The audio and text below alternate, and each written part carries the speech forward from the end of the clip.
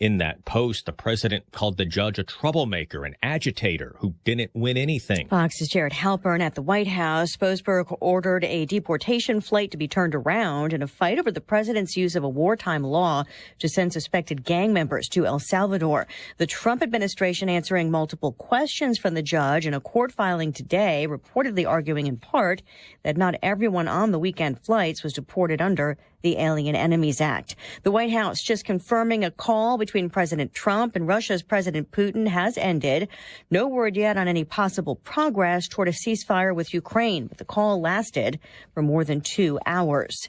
Israel defending its decision to restart airstrikes in Gaza, accusing Hamas of trying to regroup as the two sides failed to agree on extending a ceasefire. Enabling the enemy to resupply itself so it can regroup and reattack us, as our intel has very clearly shown, that is not humanitarian. It is suicidal, and we will not allow it. Israeli government spokesman David Mencer, as some hostage families accuse the government of abandoning their loved ones. Mencer says Hamas uses its people as human shields.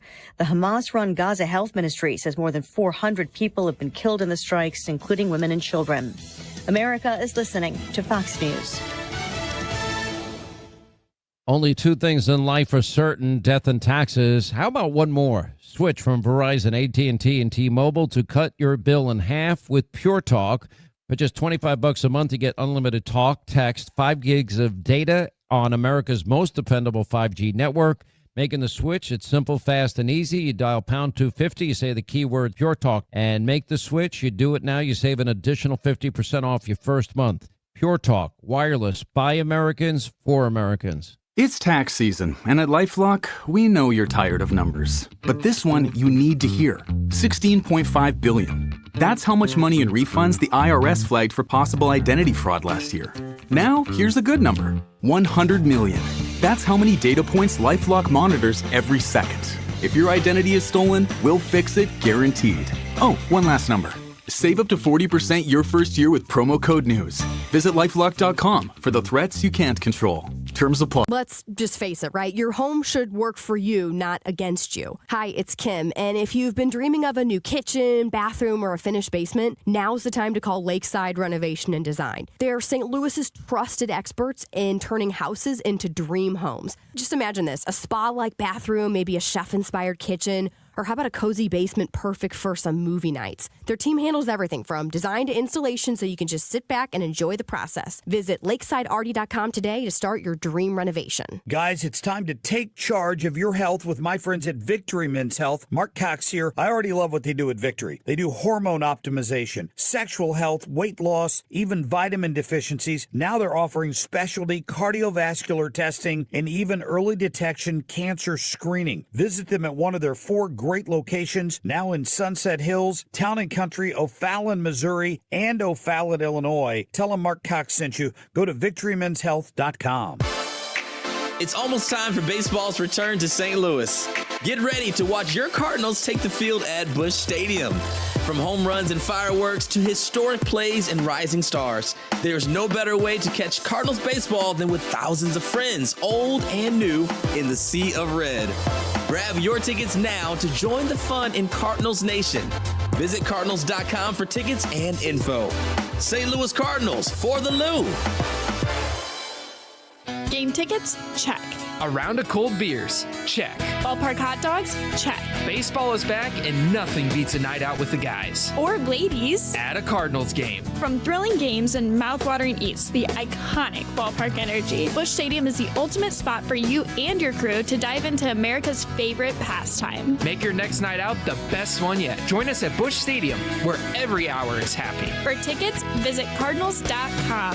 St. Louis Cardinals for the Lou. Gain peace of mind that your flooring and carpet installation will be done right the first time when you hire the experts at Michael's Flooring Outlet. They give all their clients attentive personal service, even bring toys for the kids of the household. It's a family-owned and operated business for 25-plus years. They make sure you make the right choice for your home. So if you have carpets or hard floors, you're going to be happy for years to come. 3 convenient locations in St. Charles County, 116 Main Street, in Old Town St. Peters at Mid-Rivers and Highway 70, in West County on Olive, and the store in Darden Prairie. Michael's Flooring Outlet, igotfloor.com. Hair Volume is the best-selling hair tablet in the world and one of many award-winning natural hair products from New Nordic. Purchase at newnordicusa.com or CVS. That's newnordicusa.com. That is exactly what I needed to hear. Thank God someone here knows what you're talking about. That's us. That's right. Gotta love this American ride. All right, you need to take the time and get the full picture.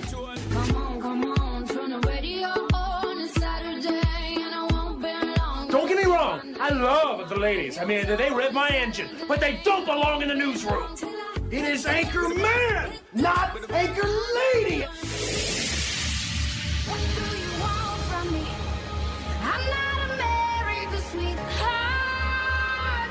Goodness sake, kid. Keep your voice down. Your father's listening to the radio. I'm not America's sweetheart. This is the Annie Frey Show.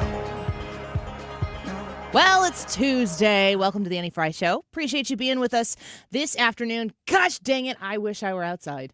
It's gorgeous. It's awesome. If you're sitting at your desk right now thinking about what you're going to do for lunch, I don't even care if you eat lunch. Just go outside. Go be outside, breathe the fresh air, get the vitamin D, and do it for the three of us who will take you along with us throughout the course of this afternoon. There's some interesting things happening, you know, like world leaders chatting on the phone, talking about peace deals. Yes, that's what's taking place this morning. Donald Trump was on a lengthy phone call with Vladimir Putin this morning, and Fox News just gave an update on that phone call. Brad, let's listen into this the phone report. Call, it started this morning around 10 a.m. We were told that it would be anytime between 9 and 11, so 10 a.m., and then did go on for at least an hour and a half. We got a little insight into what was potentially discussed on this lengthy phone call when President Trump spoke at the Kennedy Center yesterday. He said that up for discussion would be the dividing of land, of assets, potentially, that would foster Russia to comply with the already Ukraine agreed ceasefire agreement, temporary pause in fighting. So it would be land, assets, also a power plant that is on the Ukraine and Russia border. There was some talks that President Trump would potentially consider formally recognizing Crimea as Russian territory, despite it being annexed from Ukraine. It is Ukraine's back in 2014.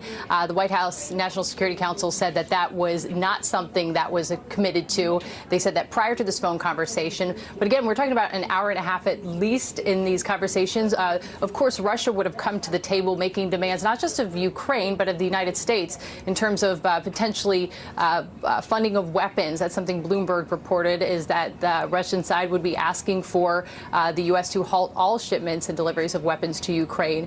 So we know also President Putin, he was part of a conference earlier today. He likes to keep a packed schedule. We don't know exactly what time this call was scheduled to start or if he was running late or whatnot. But we are expecting some form of readout from the White House. It might not be in a true, line by line kind of readout that we sometimes expect. It might be a summary coming from President Trump himself. Something else the president said yesterday was that the timing of this he thought to be something of heroic, in that he feels that there are Ukrainian soldiers whose lives are immediately at risk, held hostage in several ways, or essentially held hostage by Russian troops right now. He thinks that this conversation could potentially be life-saving to them. So we will have to wait and see what directly came out of this conversation. We expect some notes from maybe the president himself in some time. So there's a report from Alexandra Hoff. She's reporting on the White House lawn of this meeting, that this phone call that has taken place between Vladimir Putin and Donald Trump. The conversation happening alone is enormous progress, because we know that Donald Trump is going into this conversation having already negotiated terms with Ukraine. Of course, everybody remembers the Zelensky meltdown in the Oval Office. Historically will be something, I don't know where this will show up in the history books that our kids learn one day, or that our grandkids learn one day, but we will always remember watching that meltdown in real time.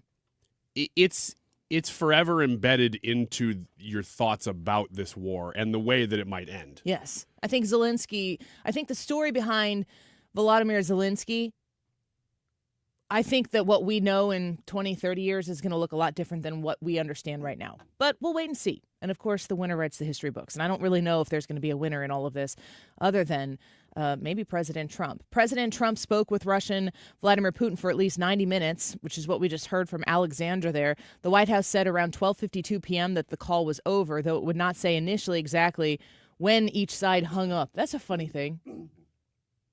You go first. Say which one hung up first. It's Trump and Putin going. You go first. No, you go first. That's such a weird thought. You hang up because you picture there's tons of people in the room for these things. There's at least translators in the room. So who's actually holding a phone? Did you see anywhere? Have you seen the decoration of the Oval Office? He's putting stuff on. Yeah. Have you seen? Did he put the Declaration of Independence in there? Yeah. I have a theory. This is just a theory. This is just Annie being crazy. I think that he is concerned for his safety and security in the Oval Office even. So they're like putting all of these artifacts in there.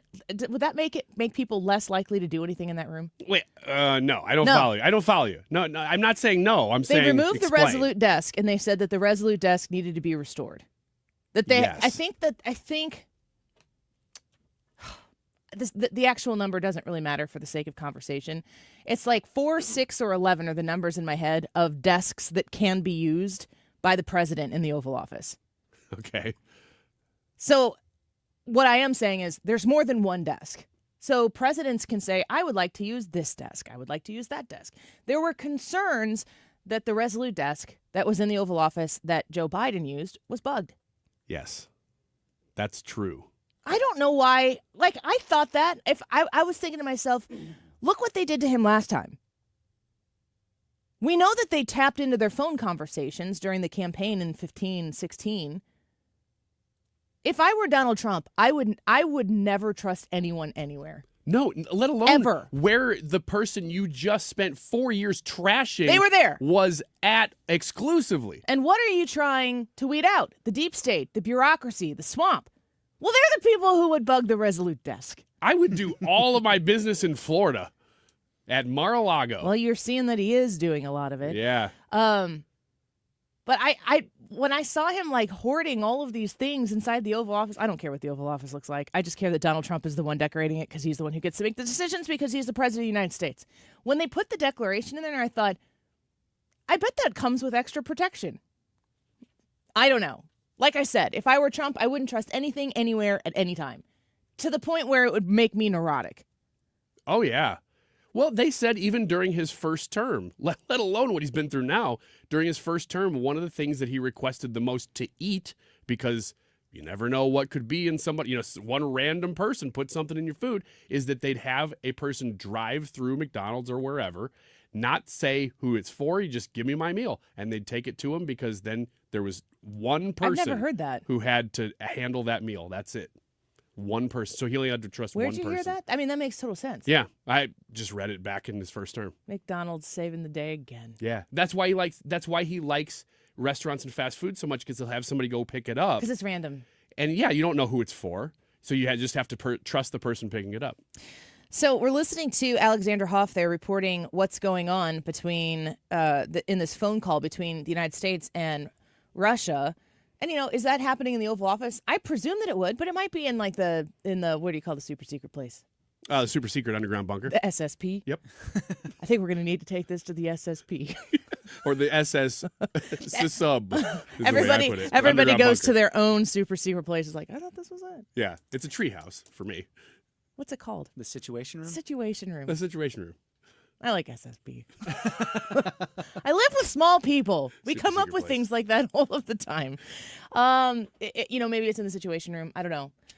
It's probably in the Situation Room. But if you're having this conversation and you're working this out, I don't think that any first conversation with Russia on this end of a Ukraine agreement, you don't just pick up the phone and be like, Russia, you want to stop the war? And they're like, yeah, it's time. No, but the details that we just heard from Fox were very encouraging because they were specific. Which is my point, to say that if you're picking up the phone and you're having this conversation and people are knowing about it while it's happening, they're not doing anything to try to suppress the communication between the two, that if there's any positivity to it whatsoever, if it doesn't end up in Zelensky petulant fit type of a situation, you got to be headed in the right direction. Yeah, it's going to be interesting if there's an end to this war. And again, that does not mean that today it's going to happen. It just means that when we hear that they're saying things like, well, here's certain land assets, a power plant, that's real negotiations about real things. So when you hear those specific items being discussed, you're like, oh, maybe they're actually making progress toward this thing. Let's reflect back on Joe Biden's presidency. It's been 2 months. What was he sworn in on the 20th, January 20th? Mm-hmm. And it's March 18th. So just shy, 2 months. Think back, both of you, Brad and Ryan, think back to what you remember of Joe Biden saying ever at any time. What is Joe Biden's legacy? What was his position when it came to Ukraine and Russia? What do we remember? Because it just happened. This was not long ago. We remember that he would come out and his negotiation strategy was to say, absolutely not to Russia. We're going to sanction you to death, and we are going to support Ukraine. I remember at the very beginning, he was like, because this is when the troops were amassing on the border, he was like, we'll see what they do, as long as it's not a big incursion. If it's a little incursion. Minor incursion. Oh, I don't remember that. You don't remember minor incursion? Well, I remember the phrase. I don't remember that at that time. You know, Brad, when you're talking about what he was saying there about the size of it, what do you remember? Like, what was your thought on the purpose of what he was saying? I really like it felt like appeasement. Like we're not going to be able to stop him from coming in. So if we say as long as it's if it's small enough, yeah, we won't do anything about it. And to me, what he was saying is like the southern border, come on in. And then after they came on in, he was like, whoa. Well, also, I remember after he came in and they started making that push, because Russia initially, it was a big invasion. They took a lot of ground. And I remember him offering Zelensky a flight out to evacuate Kyiv. And I remember Zelensky's response was, I don't need a ride. I need weapons. So we really appreciated it when he said that too. Yeah. I thought that was an amazing thing on Zelensky's part. It's like, this man's going to stay and fight for his people. But I think really it was just Biden. Biden was, I don't know, everything I remember about his presidency was soft. He was soft. He didn't want to get involved in anything, but he wanted to sound like he was a tough guy.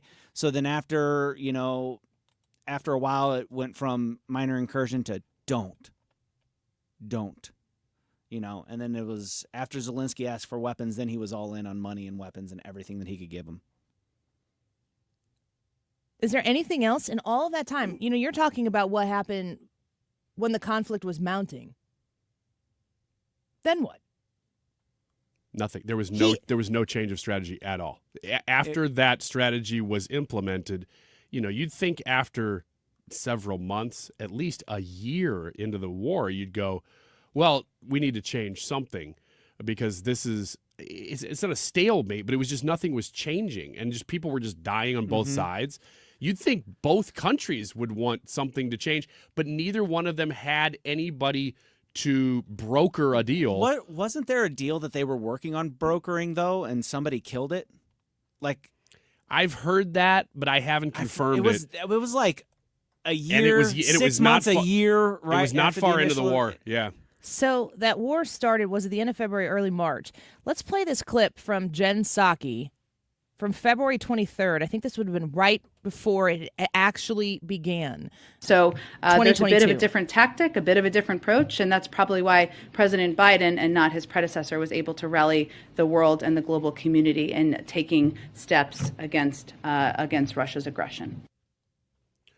Oh, this is Jen Psaki, February 23rd, 2022. Comparing Joe Biden to his predecessor, Donald Trump. Saying Joe Biden's been able to rally the world around pushing back against Russia. And it has to do with being better than his predecessor. I mean, that's something that Jen Psaki said. How did that go? How did that turn out?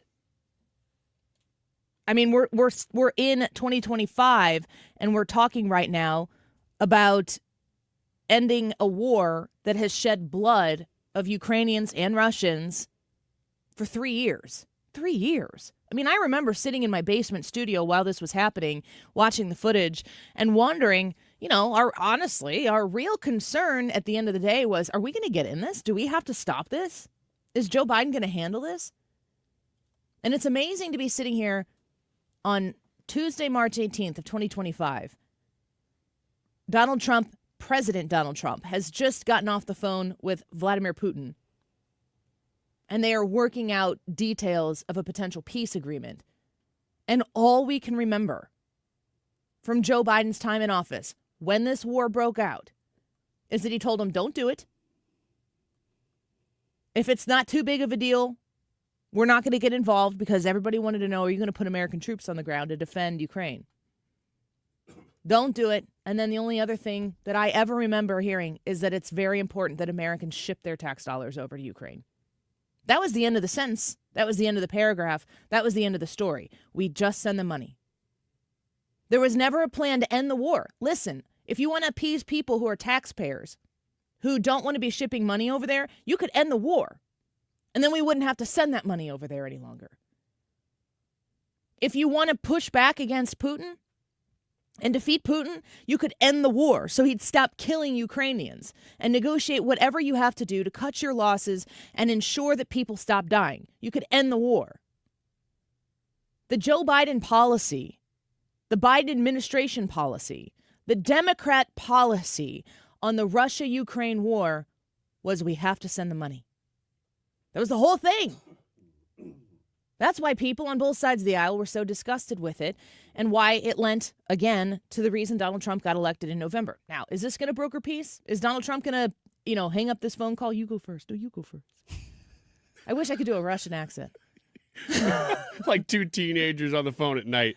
I'll hang up first. No, you hang up. Yeah, exactly.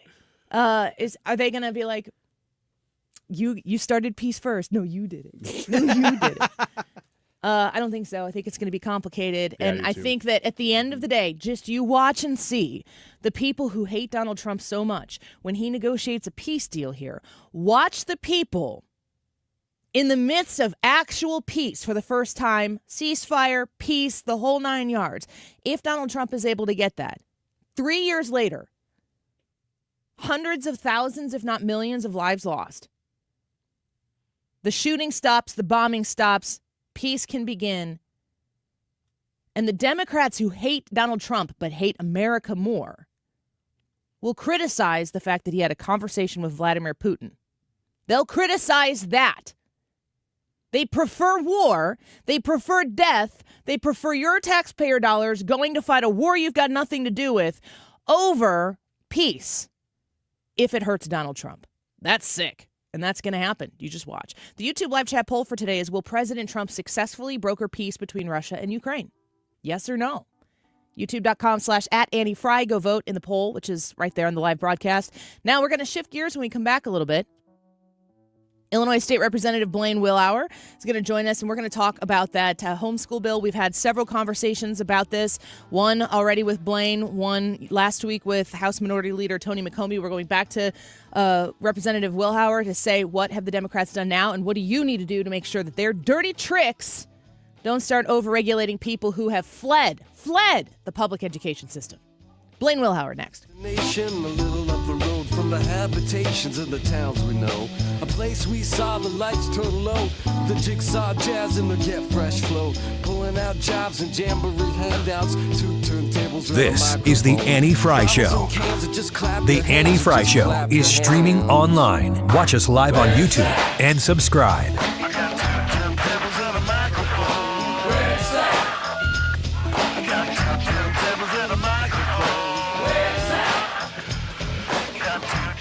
AirComfortService.com. A beautiful, beautiful day like today is going to have you thinking about your air conditioning system, which I want to give you the heads up. Just put this number in your phone. You might not need to call it right now. Maybe you do. And if you do, get to Air Comfort Service right away. They're the people to take care of you. 314-513-0091. We know that you're using in this month your furnace one day, your air conditioning the next day. For $19 a month, you're going to get routine HVAC system checks that you can utilize to keep your HVAC system in good working order. And when you are implementing this monthly service plan, you're going to get a few things on top of avoiding those very, very costly repairs that sneak up on you when you don't do the proper maintenance. You're going to get discounts on service calls, repairs, and new equipment. You're going to get priority service. For only $19 a month, you are going to get your 12th month free when you pay monthly. It's all wrapped up in this monthly service plan, a preferred partner plan from Air Comfort Service, 314-513-0091. You find them online at aircomfortservice.com. I put money into real estate, and from there came one of my largest returns on one of my properties, which is about close to 300% return in about 14 months. That's Joe Cantu on what Lifestyles Unlimited has done for him. Join Del Walmsley and Lifestyles Unlimited for Expo 2025, May 7th through the 10th in Irving, Texas. Get hands-on training from successful investors and learn proven strategies that work. Save $100 when you text EXPO to 88007, EXPO to 88007. Hey guys, Glover here for my friends at Triton Exteriors. We obviously just came through a really bad storm. Tons of damage out there. If you had damage to your roof, to your siding, your gutters, your fences, please reach out to Triton Exteriors. 314-717-1159, triton-stl.com. By the way, not to rub it in, but we are a James Hardie smart siding company. If you had James Hardie smart siding, you would not have had any damage on your siding. Just an FYI. Triton-stl.com. We all hear the radio ads about the IRS. They tell you to be afraid, to be scared, and they try to frighten you into calling. I'm not here to do that. Tax Relief Advocates is different. TRA is here to tell you that if you owe money to the IRS, whether it's $5,000, $50,000, or $500,000, we have a solution. It doesn't matter if you're sitting in your car, at work, or with your kids. No matter where you are, call now. 800-575-6986. Don't lose hope. TRA can eliminate or reduce what you owe to the IRS. Generous programs are now available that can give you a fresh start. Our passion is taxes and helping individuals fix their IRS problems. We have over 1,000 5-star reviews on Google and an A+ with the Better Business Bureau. You don't need to be afraid of the IRS any longer. End your tax nightmare today by visiting us online at TRA.com or call 800-575-6986. That's 800-575-6986. Tax Relief Advocates. Real solutions for real people. Attention St. Louis Medicaid residents in need of care at home. If you need assistance with daily activities, you can receive in-home care from a loved one that lives with you and they get paid. Through Medicaid with no cost to you, Freedom Care allows you to choose who provides your care at home in St. Louis and they get paid instantly. This is 100% free to you. Call now to check your eligibility. It can be your daughter, son, a close relative, or trusted friend helping you with cooking, transportation, laundry, and other activities in your own home. You get the help you need and your caregiver gets paid instantly. Freedom Care has over 7,000 5-star Google reviews and is a leading choice in St. Louis for in-home care. If you have Medicaid and want great care from a loved one that's free to you through Medicaid, go to freedomcare.com or call 314-597-1749, 314-597-1749, 314-597-1749.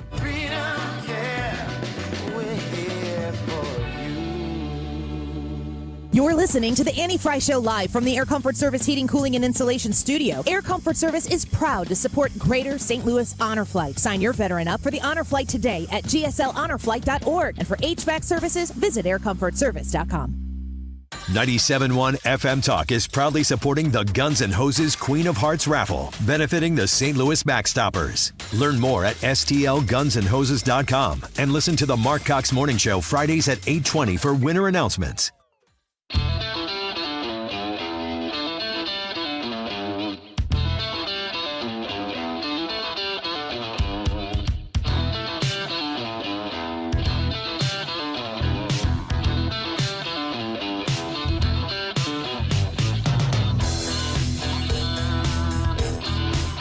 This is the Annie Frey Show.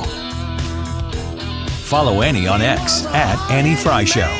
He was brutally handsome. We expanded Medicaid to cover gender-affirming surgeries. We brought inclusive LGBTQ plus curriculum into our schools so that all students now learn about the contributions of queer and trans trailblazers from Marsha P. Johnson and Harvey Milk.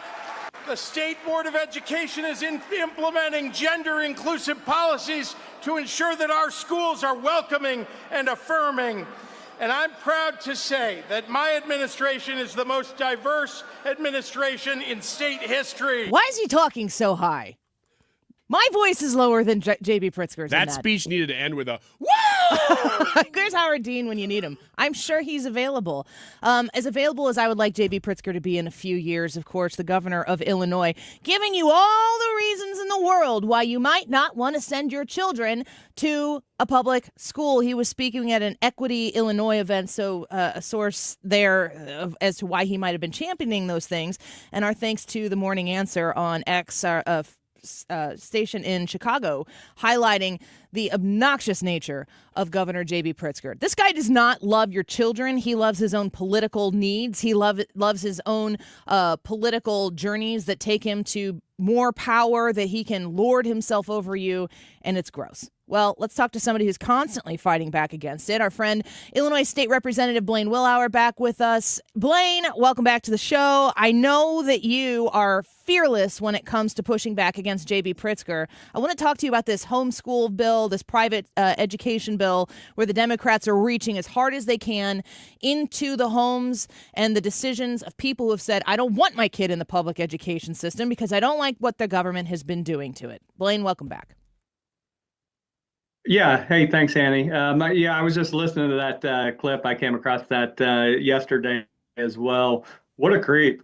What a weirdo. And they wonder why they got shellacked everywhere in the country and in every competitive place in the country. It sounds like the type of people that we want to turn our kids over to, right? Absolutely not. What we're seeing in Illinois is a full-on assault on private education and on homeschooling. But I will tell you what, over the last 2 weeks, they've awakened a sleeping giant in the state. There's no doubt about it. These homeschool folks, these private school folks, they're in this for a reason. They take the time, they take the money to be able to afford their kids these opportunities for a reason. They're some of the most principled and diligent people out there, and they are making their voices heard all across this state. And we're looking to probably hear this in committee bright and early tomorrow morning, and I anticipate a complete full house in the Capitol here with folks that are advocating for education freedom and for the government to get the heck out of their lives. They've ruined enough.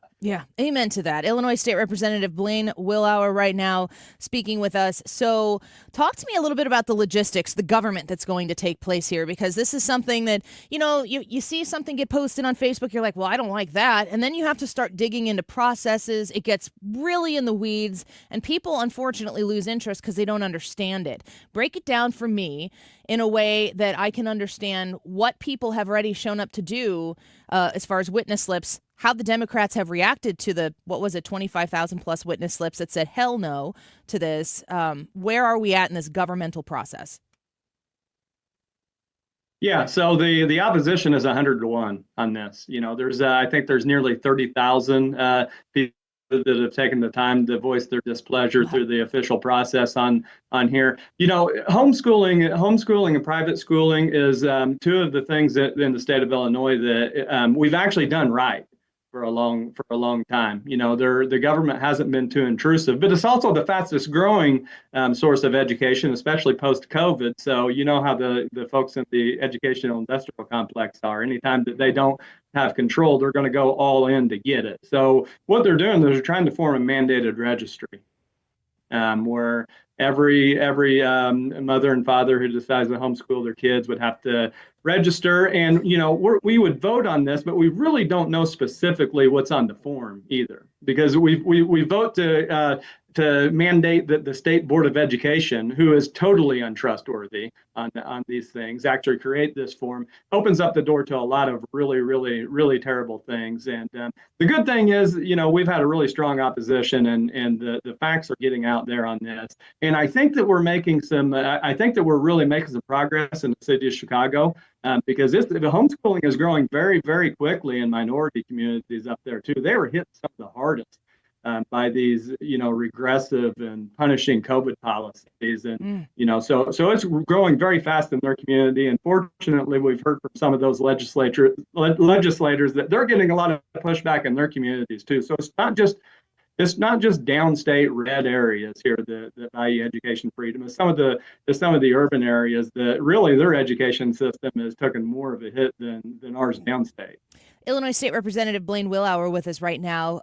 Does the feedback from constituents, now, of course, we've seen, you said 30-something thousand witness slips that said no, and you said it was 100 to 1 on the feedback that people are getting. You're talking about people reaching out and speaking to their representative. I'm sure that matters if their representative is Republican or Democrat, that both people alike should be able to listen to and be communicated with.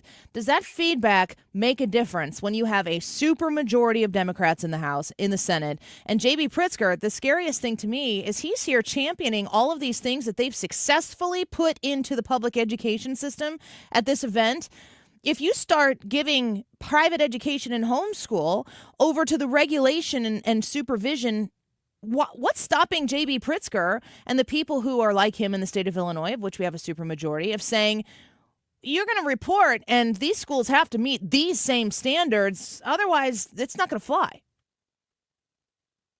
Nothing really stops it, Annie. That's what's so dangerous about this. Now, it may not say explicitly some of that stuff in this bill, but what it does say is that these homeschools and these private schools are subject basically to spot checks on curriculum. Not only curriculum, but actual work of the students, writings, actual homework, things of that nature.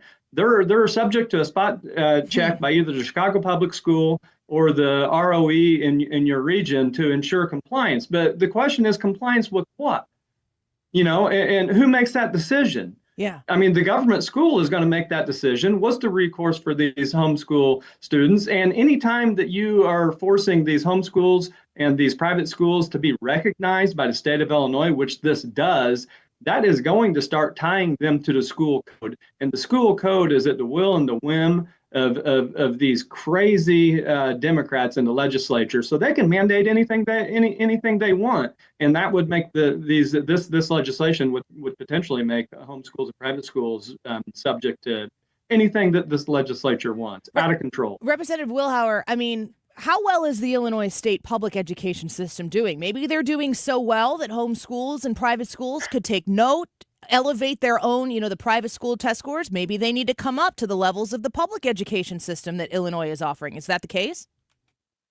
No, it's not the case at all. It's actually the opposite. All of the research indicates that homeschool students are doing, completely better on SATs, on any of the testing, on any of this stuff.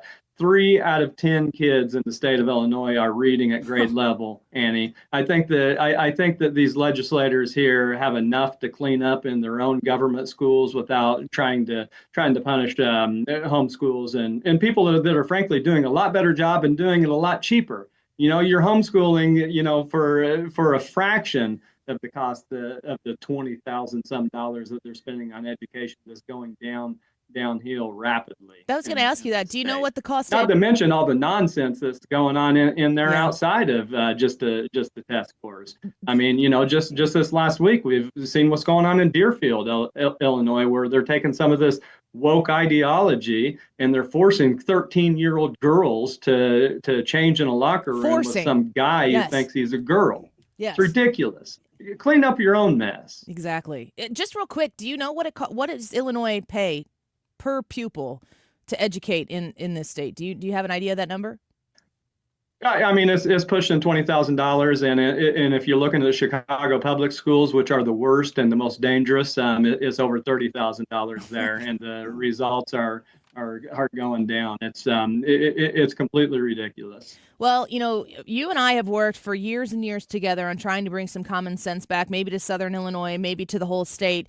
My friend, Greg Bishop, I think you know where I'm going to go with this, but has been talking about a possible Blaine Wilhour run for governor, and I have proof that I've been asking you to do that for a while. And I don't know is J.B. Pritzker going to run again? He can. There's no term limits. We need common sense in Springfield. We need a governor who knows where Springfield is. I know you do, and you work your tail off to make sure that the people of your district are represented, but the rest of people who feel like they don't have a voice in the state of Illinois. Blaine, you considering a run for governor?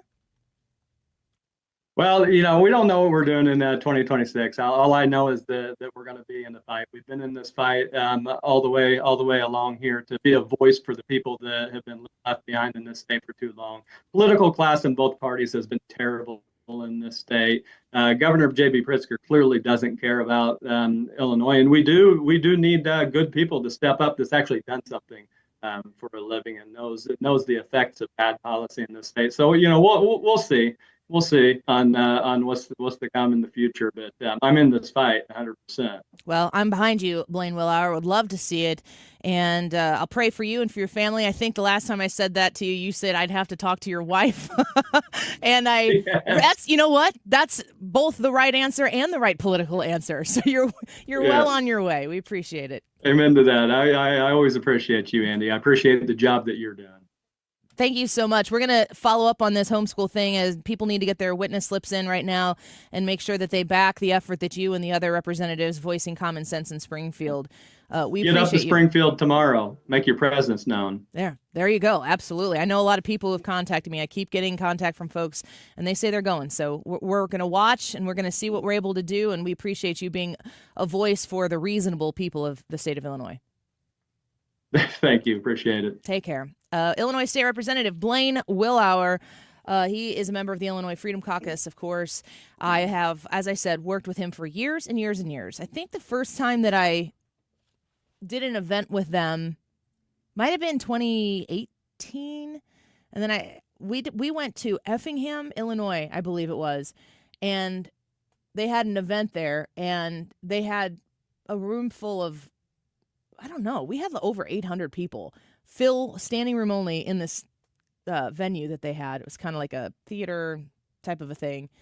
And people were just really super sick and tired of the way Illinois was handling things. And there was an energy behind it. And it got us a lot of quality state representatives in Springfield. But it's just been stalled. And if you go back to our conversation with Tony McCombie last week where we were talking about, were you here when we interviewed her? Yeah. So we were talking about the Supreme Court case, the Illinois State Supreme Court case about the maps that exist and the gerrymandering where you can have Donald Trump got like plus 8 to 9% in the state of Illinois last year. That is a stark shift over 2020. Yeah. Of support for Donald Trump in Chicago, in the state of Illinois, and there's nothing to show for it.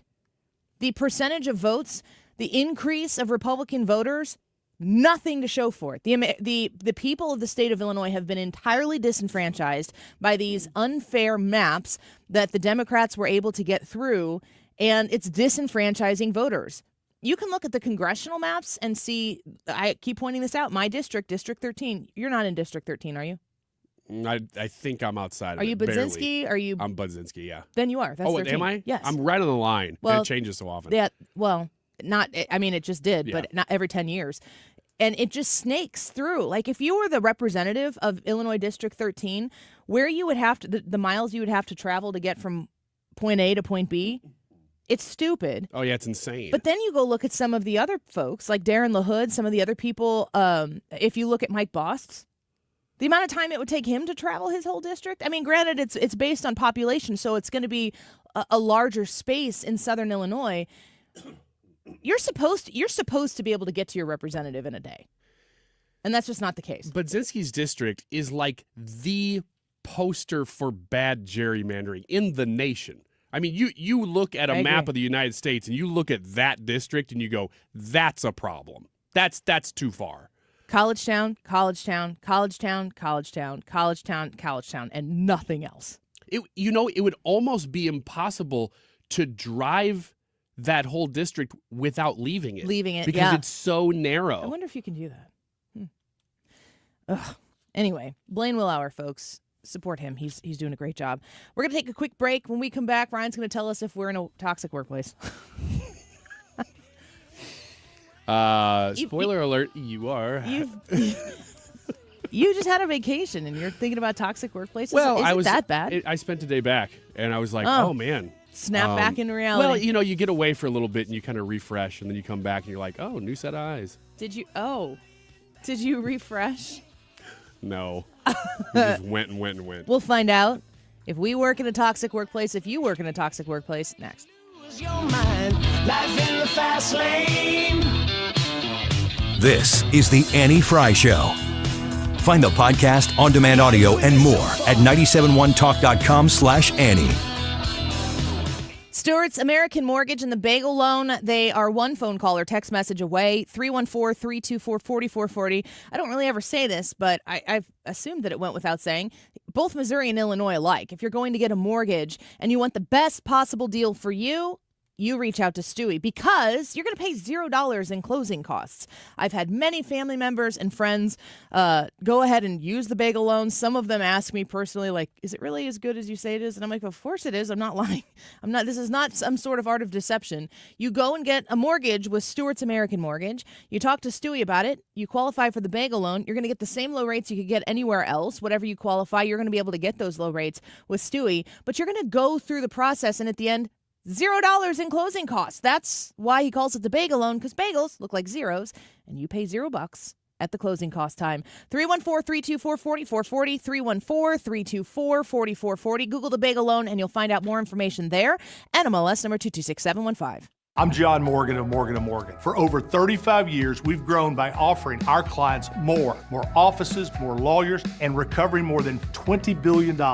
Injured? The choice is easy. Morgan & Morgan. Visit forthepeople.com for an office near you. Do you ever wonder if you've saved enough to retire? Discover how you could make your money go a lot further in retirement in a 3-hour adult education class called Retirement Planning 101. Hey guys, it's Dave Glover here. This one-night class is taught by a fiduciary advisor from Financial and Tax Architects with decades of financial planning experience, and they're held at colleges and libraries throughout St. Louis. You'll learn about reducing your taxes, maximizing your Social Security, paying for health care, and more. There's no cost. We would ask that you bring 3 canned goods that we're going to pass on to the St. Louis Crisis Nursery. So you have 2 jobs when it comes to retirement, in my humble opinion. One is saving the money, putting it away. And then the other, just as important, is how do you take it out and what do you do with it after that? Find out at Retirement Planning 101. Simply call 314-350-8110. Again, no money necessary. 314-350-8110. 350-8110. Hey, it's Mark Reardon for the Doctors of Ophthalmology Associates. I depend on them for eye care, and they have an announcement. They're pleased to welcome Dr. Samuel Berry to their practice. Dr. Berry is a cornea surgeon, and he has the latest knowledge and techniques for advanced eye care and treatment in the field. So what do we call them now? The doctors? No,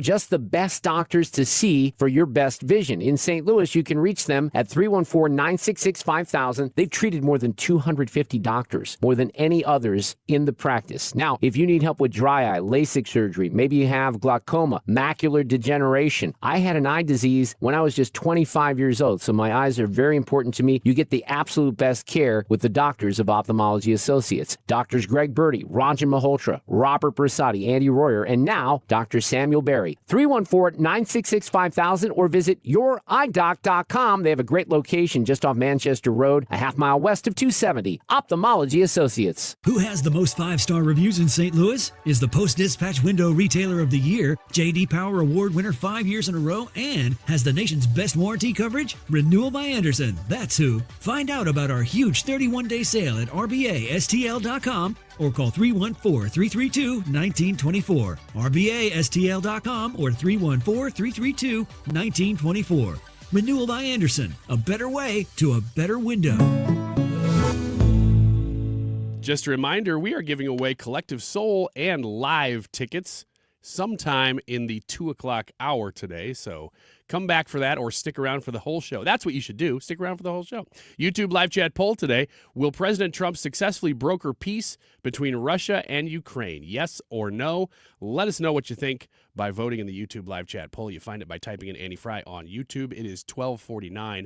This time check is sponsored by Jerry Kelly Heating and Air Conditioning. It's time for a $98 AC tune-up. Brian Kilmeade here, and I'll be there on Saturday, March 22nd. Jot that down at the Factory in Chesterfield in this engaging motivational journey through America's past. Tickets available at 971talk.com/events. Sponsored by Bob and Tammy Kershaw of the Retirement Advisory Group. Yo, I'll tell you what I want, what I really, really want. So tell me what you want, what you really, really want. I'll tell you what This I want, is the Annie Frey Show. Tell me what you want, what you really, really want. Interact with Annie on Facebook. The Annie Frey Show. If you want that Wiggins with a man's jam. Basketball season, so playing a little extended version of the opening. Why do you keep explaining it? Just so people know. They know. How If dumb you do you didn't, think if they you didn't are? hear it yesterday, you wouldn't know. You'd go, Wiggins with a man's jam? What's that all about? The Wiggins call that's in your Wiggins America is from a NBA game. Yes, it is. Yes, it you is. never That's the explained that to extended the people. call. That didn't matter. That didn't matter at all. But right now, during NCAA March Madness season, it does matter. Did you make that yourself? Yes, I did. I think you need to pump the audio on the Wiggins part a little bit. Okay. Over the bed. Just turn it up a little bit? Yeah, just let it fly. Okay. Mhm. All right. Well, I'll talk to Brad about that. We'll see. Why? You made it. Yeah, but I think I need Brad's help a little bit. Turn the music down while that comes in. No, I think that it's... Popping it a little harder. Oh, my gosh. This feels toxic. This does feel toxic. Yeah, I don't like the direction this is headed. Let's talk about what a toxic workplace looks like. You know what I think I'm going to do is I'm going to listen. Okay. You can comment as well, but don't just use this opportunity to listen. I think you should talk about your feelings. Number one is you feel incredibly anxious throughout your workday. Anxiety can stem from numerous things outside of work, but a toxic work environment can definitely trigger unhealthy levels of stress and worry. If you worry about work during work, if you worry about going to work outside of work, then you might work in a toxic environment. Scooter, our favorite commenter, says, Annie nailed it. Boost the first part, Ryan. Toot your horn. Scoot's never wrong. Does that need context? No. Okay. The next one is there's bullying, harassment, and or name calling Mm-hmm. regularly. This should be like only about off the air. It's not just a concern for kids on the playground. Bullying and harassment can happen in a toxic work environment too. Don't get me started on This bullying. includes name calling, angry outbursts, cultural insensitivity in the workplace, which, most workplaces are completely oblivious of. They don't ever talk about that as being a problem. And oppressive behavioral standards. So all of these things can amount to bullying in the workplace. Would you maybe you want to grade yourself on this? Anybody? You want to grade yourself? I will do that after you spell that first word you said. JWFRJWJW. Sound like a door creaking open. It's a sneaky. Oh, man. Here is a toxic workplace environment, if I've ever heard one. Coworkers gossip behind each other's backs. Yeah. The first two are true. This one, when I see this, it actually makes me mad. Mm-hmm.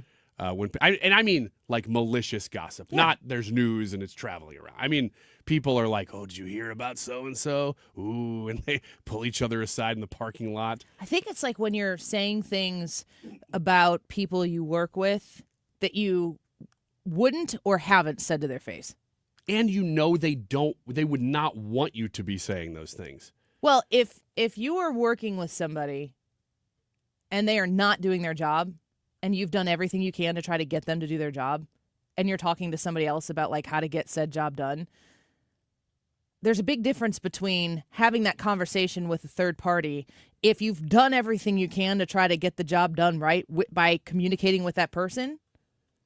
You cannot have that conversation with a third party until you've exhausted the one-to-one Matthew 18 things, but in Matthew 18, are you talking about Beatitudes here or what? No, that's earlier in Matthew. What's the Matthew 18 things?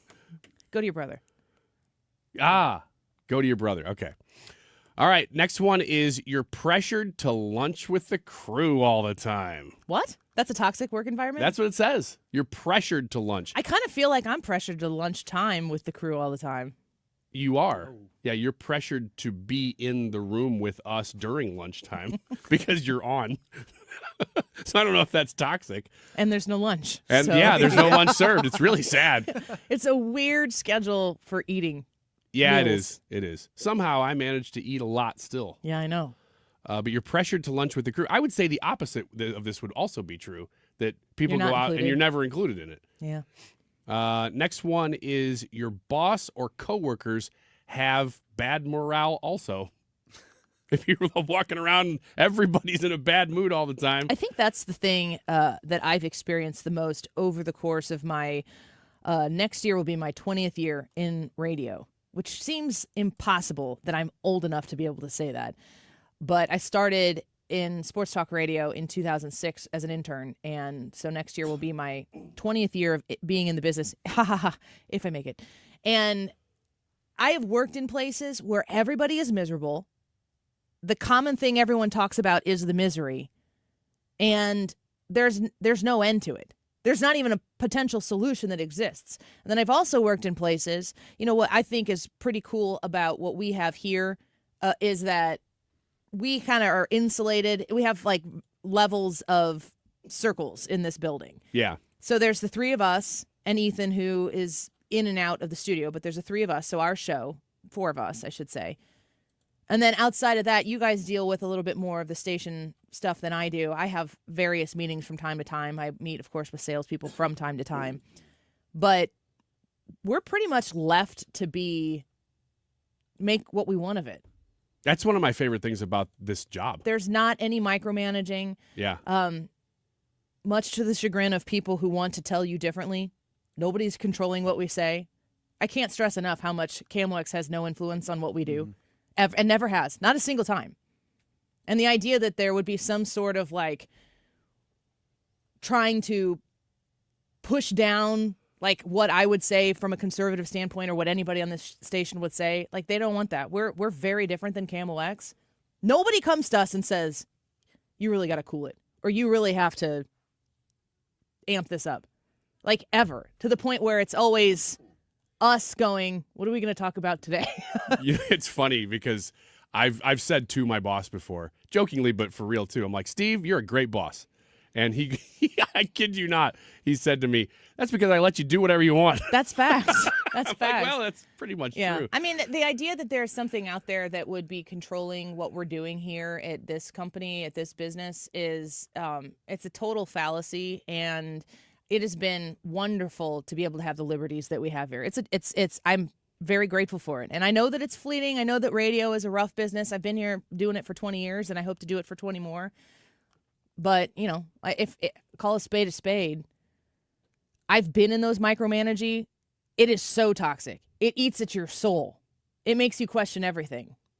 Yeah, and the converse of that is the next one. You're constantly subjected to criticism. There's a level of thick skin that you have to have no matter where you are. So you can't just say, oh, everything's always criticism. But if it never ends, if you're just constantly under the microscope, it just wears on you. Yeah. Which we're not. We get to do whatever we want, as Steve says. Yeah. It's a lot of work, and it's fun work, at least. That's great. I don't think it's toxic here. I don't think so either for the most part. Not in general. You want to be specific? No, I don't. I don't want to. I do not. I do not want I do to. not at all. Hogan Gidley, Will Chamberlain, next. Don't get lulled into believing the IRS is getting soft. It's just the opposite. Hi, this is Lance Story with the Lance Story Law Firm. We are being told by IRS collection officers that their higher-ups are demanding that they get more aggressive than ever. So don't ignore them any longer. Level up. If you have unfiled returns, unpaid taxes, levies, or liens, call the Lance Story Law Firm today and let us get between you and the IRS. We'll protect your rights, including your right to appeal or even your right to take the IRS to tax court. Remember, IRS problems are legal problems, and they need to be handled by an expert attorney team who's done it for decades. So call the Lance Story Law Firm today. We're local. Our office is right here in St. Louis, or visit Lance, DRURY, law.com to schedule your free consultation with your local tax resolution law firm, the Lance Story Law Firm, 314-260-6120. The choice of a lawyer is an important decision and should not be based solely upon advertisements. KFTK FM Florissant from the Kaufman Townsley St. Louis's Injury Lawyers Studio. Call 314-500-5000. That's 314-500-5000. All on the free Odyssey app. Air Comfort Service, heating, cooling, and insulation. Weather. Chief Meteorologist Dave Murray. Mostly sunny, windy, 80 degrees. The record's 82. It's going to be a close one. Tonight, cloudy and windy, 60. Wednesday, a mix of clouds and sunshine. A couple of rain showers, maybe a rumble of thunder, but nothing severe. However, Wednesday is going to be a very windy day. We could see some wind gusts pushing 50 miles per hour from the south-southwest, 74. Turning colder Wednesday night with even a little bit of snow. This is 97.1 FM Talk. Chief Meteorologist Dave Murray. News alert. A possible first step with Russia toward ending the war in Ukraine. I'm Lisa Brady. Russia's President Putin agreeing to seek a limited ceasefire on energy and infrastructure in a lengthy call with President Trump. It doesn't sound like a ceasefire deal has been handshaken, over sealed and dealed at this point. But what this shows is that there seems to be agreement on all sides at this point that the pathway to a ceasefire could be soon approaching. Fox's Alexandria Hoff at the White House. Ukraine had already agreed to a U.S. proposed 30-day ceasefire. Russia appears to be agreeing to a more narrow first step. No word yet on whether Ukraine is open to a phased approach, but the White House says negotiations will begin on implementation of a maritime ceasefire in the Black Sea, on full ceasefire and permanent peace. The Israeli prime minister set to address his nation after resuming airstrikes in Gaza, unable to agree on a ceasefire extension with Hamas. Overnight, Israeli forces bombarding the entirety of the enclave in Gaza, targeting Gaza City, Han Yunis, and Rafah, reportedly killing hundreds of people. Fox News cannot independently confirm that number, but we do know that a number of mid-level Hamas officials were killed in those strikes, and the top spokesman for Palestinian Islamic Jihad. Fox's Trey Yingst in Tel Aviv also reporting that Iran-backed Houthi rebels in Yemen fired a ballistic missile towards southern Israel. Israel's military says it was intercepted outside Israeli airspace. Several Teslas set on fire at a dealership in Las Vegas, where police have just confirmed it was a targeted attack using Molotov cocktails. There have been acts of vandalism targeting Teslas around the country in protest over CEO Elon Musk's government efficiency cuts. America is listening to Fox News. Only two things in life are certain: death and taxes. How about one more? Switch from Verizon, AT&T, and T-Mobile to cut your bill in half with Pure Talk. For just $25 a month, you get unlimited talk, text, 5 gigs of data on America's most dependable 5G network. Making the switch, it's simple, fast, and easy. You dial pound 250, you say the keyword Pure Talk, and make the switch. You do it now, you save an additional 50% off your first month. Pure Talk, wireless, by Americans, for Americans. It's tax season, and at LifeLock, we know you're tired of numbers. But this one you need to hear. $16.5 billion. That's how much money in refunds the IRS flagged for possible identity fraud last year. Now, here's a good number. $100 million. That's how many data points LifeLock monitors every second. If your identity is stolen, we'll fix it guaranteed. Oh, one last number. Save up to 40% your first year with promo code NEWS. Visit LifeLock.com for the threats you can't control. Terms apply. Men, are you just not feeling it? Could be your testosterone. U.S. Men's Medical Center in St. Peter's helps men experiencing loss of energy, focus, concentration, and low libido. Check out the testimonials at usmensmedicalcenter.com. Patients are excited about feeling great, having energy, improved libido. Plus, they love the staff and the fact that they accept all insurance, including Medicare. Spring's coming. Enjoy it. Call U.S. Men's Medical Center at 636-244-5333. usmensmedicalcenter.com. Ruler Foods, you find them online at rulerfoods.com, of course, and saving money is simple at Ruler Foods because the prices are lower. Pretty basic. You just don't have to wait for big sales. You don't have to wait for, some sort of holiday or something that's going to manifest it yourself into being able to save $1 or $2. They're just lower prices. Well, of course, they do still have opportunities to save. And right now you can do that at red or green seedless grapes, $1.69 a pound. Tyson boneless chicken breast, $2.99 a pound.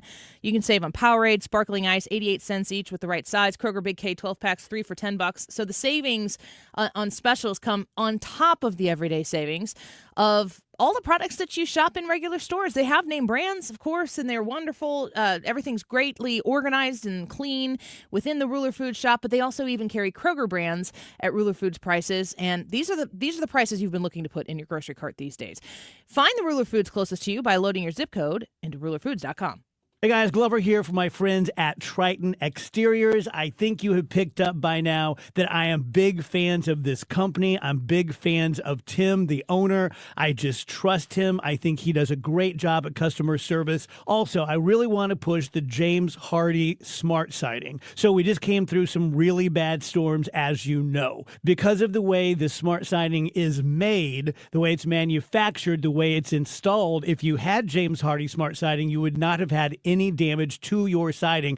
Just something to put in your equation as you make these decisions. If you did have some damage, or you're afraid you did, whether it's wind damage on your roof or hail, your regular siding, your gutters, your fences, you can't do better than reaching out to my friends. It's Triton Exteriors. Call 314-717-1159 or go online at triton-stl.com. You can absolutely trust these guys. They'll do a great job for you. 314-717-1159 for Triton Exteriors. Does the state of this economy have your head spinning? Let GregHammonds.com relieve one burden, health insurance. Greg Hammonds at GregHammonds.com specializes in under 65 health insurance plans that have zero copays and no deductibles. You choose your doctors and hospitals. These plans have nothing to do with your income and are 30 to 60% less than Obamacare. These are also available all year round to those that qualify. If you have a small business or you're paying for your own health insurance, you're uninsured, you're on COBRA, or your employment coverage is just too expensive, call Greg at 314-794-7784. That's 314-794-7784. Or go to GregHammonds.com. That's GregHammonds.com. They can customize a plan chosen and managed by you, not the government. Call 314-794-7784 or go to GregHammonds.com. Need a lawyer? Onder wins. Call Onder Law at 314-9-million. That's 314-9 all zeros. Or go to onderwins.com. The choice of a lawyer is an important decision and should not be based solely on advertisements. 97.1 FM Talk presents Talk in Action, where we shine a spotlight on local charities making a difference in our community. Join us as we give back and connect neighbors in need. Visit 971talk.com/talkinaction to learn more. That is exactly what I needed to hear. Thank God someone here knows what they're talking about. That's us. That's right. Gotta love this American ride. All right, you need to take the time and get the full picture. Come on, turn the radio on. It's Saturday and I won't be long. Don't get me wrong, I love the ladies. I mean, they rev my engine, but they don't belong in the newsroom. It is Anchor Man, not Anchor Lady. What do you want from me? I'm not America's sweetheart. Goodness sake, kid. Keep your voice down. Your father's listening to the radio. I'm not America's sweetheart. This is the Annie Frey Show. I mean, listen, if your representative is not doing a town hall, give me a ring.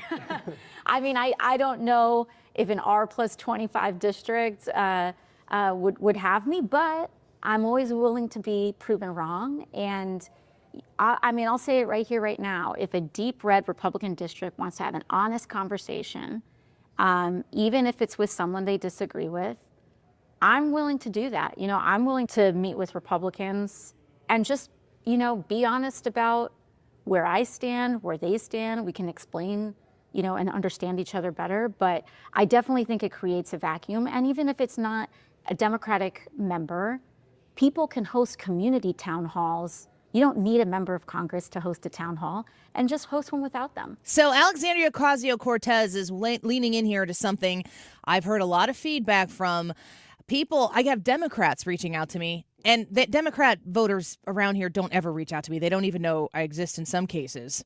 But they all, from all over the region, are saying, why aren't these Republicans, very strong Republicans, showing up to do town halls? Is this a playbook? Is this a Democrat playbook? Why does AOC want to come to an R+25 district somewhere else and have a chat? I guess the Democrats are trying to figure out something to combat President Trump. Let's ask Hogan Gidley about it. Of course, America First Policy Institute's senior advisor for communications, a former national press secretary for the Trump campaign. Hogan, welcome back to the show. Always a pleasure to have you here. Great to be with you, Annie. Appreciate the time. Well, let me ask you this question. I don't know if you've heard about these town halls, a lot of hubbub, a very organized fashion of Democrats wanting to push back against Republican representatives, and the town hall seems to be the locale to do it. What do you think about this effort on the Democrats? Is this a winning strategy for them? No, the Democrats are flailing around, no question about it. But understand, this isn't because the Democrats have bad messaging. It's because they have bad policy. You cannot sell a bad product. All you have to do is ask Kamala Harris about that. And what Democrats have continued to do is double and triple down on open borders. They don't want violent criminal gang members from Trinidad and Tobago to be sent back to their country of origin. They want them to stay here.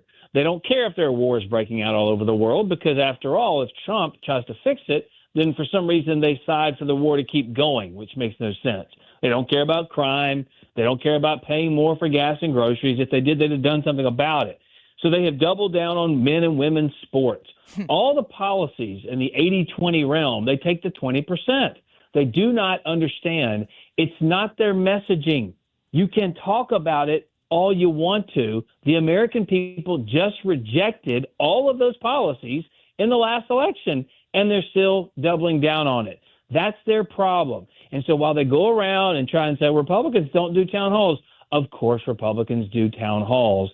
They're just trying to troll a little bit. The problem is AOC, she's fine being proven wrong. Yeah, right. She's proven wrong every single day, and she doesn't show her face all that much either when you consider all the problems and the significant failures of the Democrat Party. Yeah. We're speaking with Hogan Gidley right now. In my estimation, the Democrats are constantly trying to figure out, how do I fight Trump? How do we fight back against Donald Trump? And forgetting that Americans just sent Donald Trump to do what he's doing right now. He was very clear, very explicit about what he was going to do if elected. And they said, yep, we choose that. So essentially the Democrats are fighting against the American people. And all they see is Orange Man bad still. And they're losing now more than they ever have. At least it appears so. It's such a great point because that's their main concern. It's their hatred for Trump seems to outweigh their love for America. And you see that all of the time because they continue to talk about Trump instead of the policies, instead of how they could work with him and then end up taking some of those for their own and try and claim their own victories. It's just the same playbook as it was from before. Everything he does, everything he says is just bad and it's wrong. The problem, as you just point out, is that the American people overwhelmingly voted for that. They want the change. They want the disruption in the federal government. They know the status quo has been failing us. And Democrats are on the side of the failing status quo. Talking to a guy just the other day on the left about the Department of Education. He was asking if I condone firing half of the people in the Department of Education. My answer, of course, was yes. You're on the wrong side of that, too. Our children in this country can't read. They can't do math. And here you are defending the very ones that have failed our kids. Wrong side again, regardless of the issue. They just don't understand where the American people are. Yeah, and that's why they continue to lose at it. I mean, we're speaking to you, Hogan, and you're with the America First Policy Institute. And Donald Trump's message, it seems like it's always tethered back to that America First mentality. I've seen Carolyn Levitt. I'd love to get your thoughts on this as somebody who's worked in communications in the White House. You know, the other day, Carolyn Levitt's asked about the Statue of Liberty, and she just comes right back and says, the French would be talking German if it weren't for us. Next question, essentially. And that's a little abrupt. I mean, going back to the Corinne Jean-Pierre days, you know, flip to the page in the binder, say we've been clear on this, and then be completely unclear. There's a fearlessness even on top of the America First attitude that the Trump administration has had. Do you feel as though their communication style is being successful now with the American people? It is, and it is so much different. Remember, the first time around, we had to contend with lies about Russia collusion and bombshell reports every single day that weren't true. They went after all of us staffers personally, who they were dating, their marriages, all these types of things we had to defend as well. You know, Donald Trump learned a lot of lessons from that first time around, and it's trite, but it's true. And hindsight is 20/20.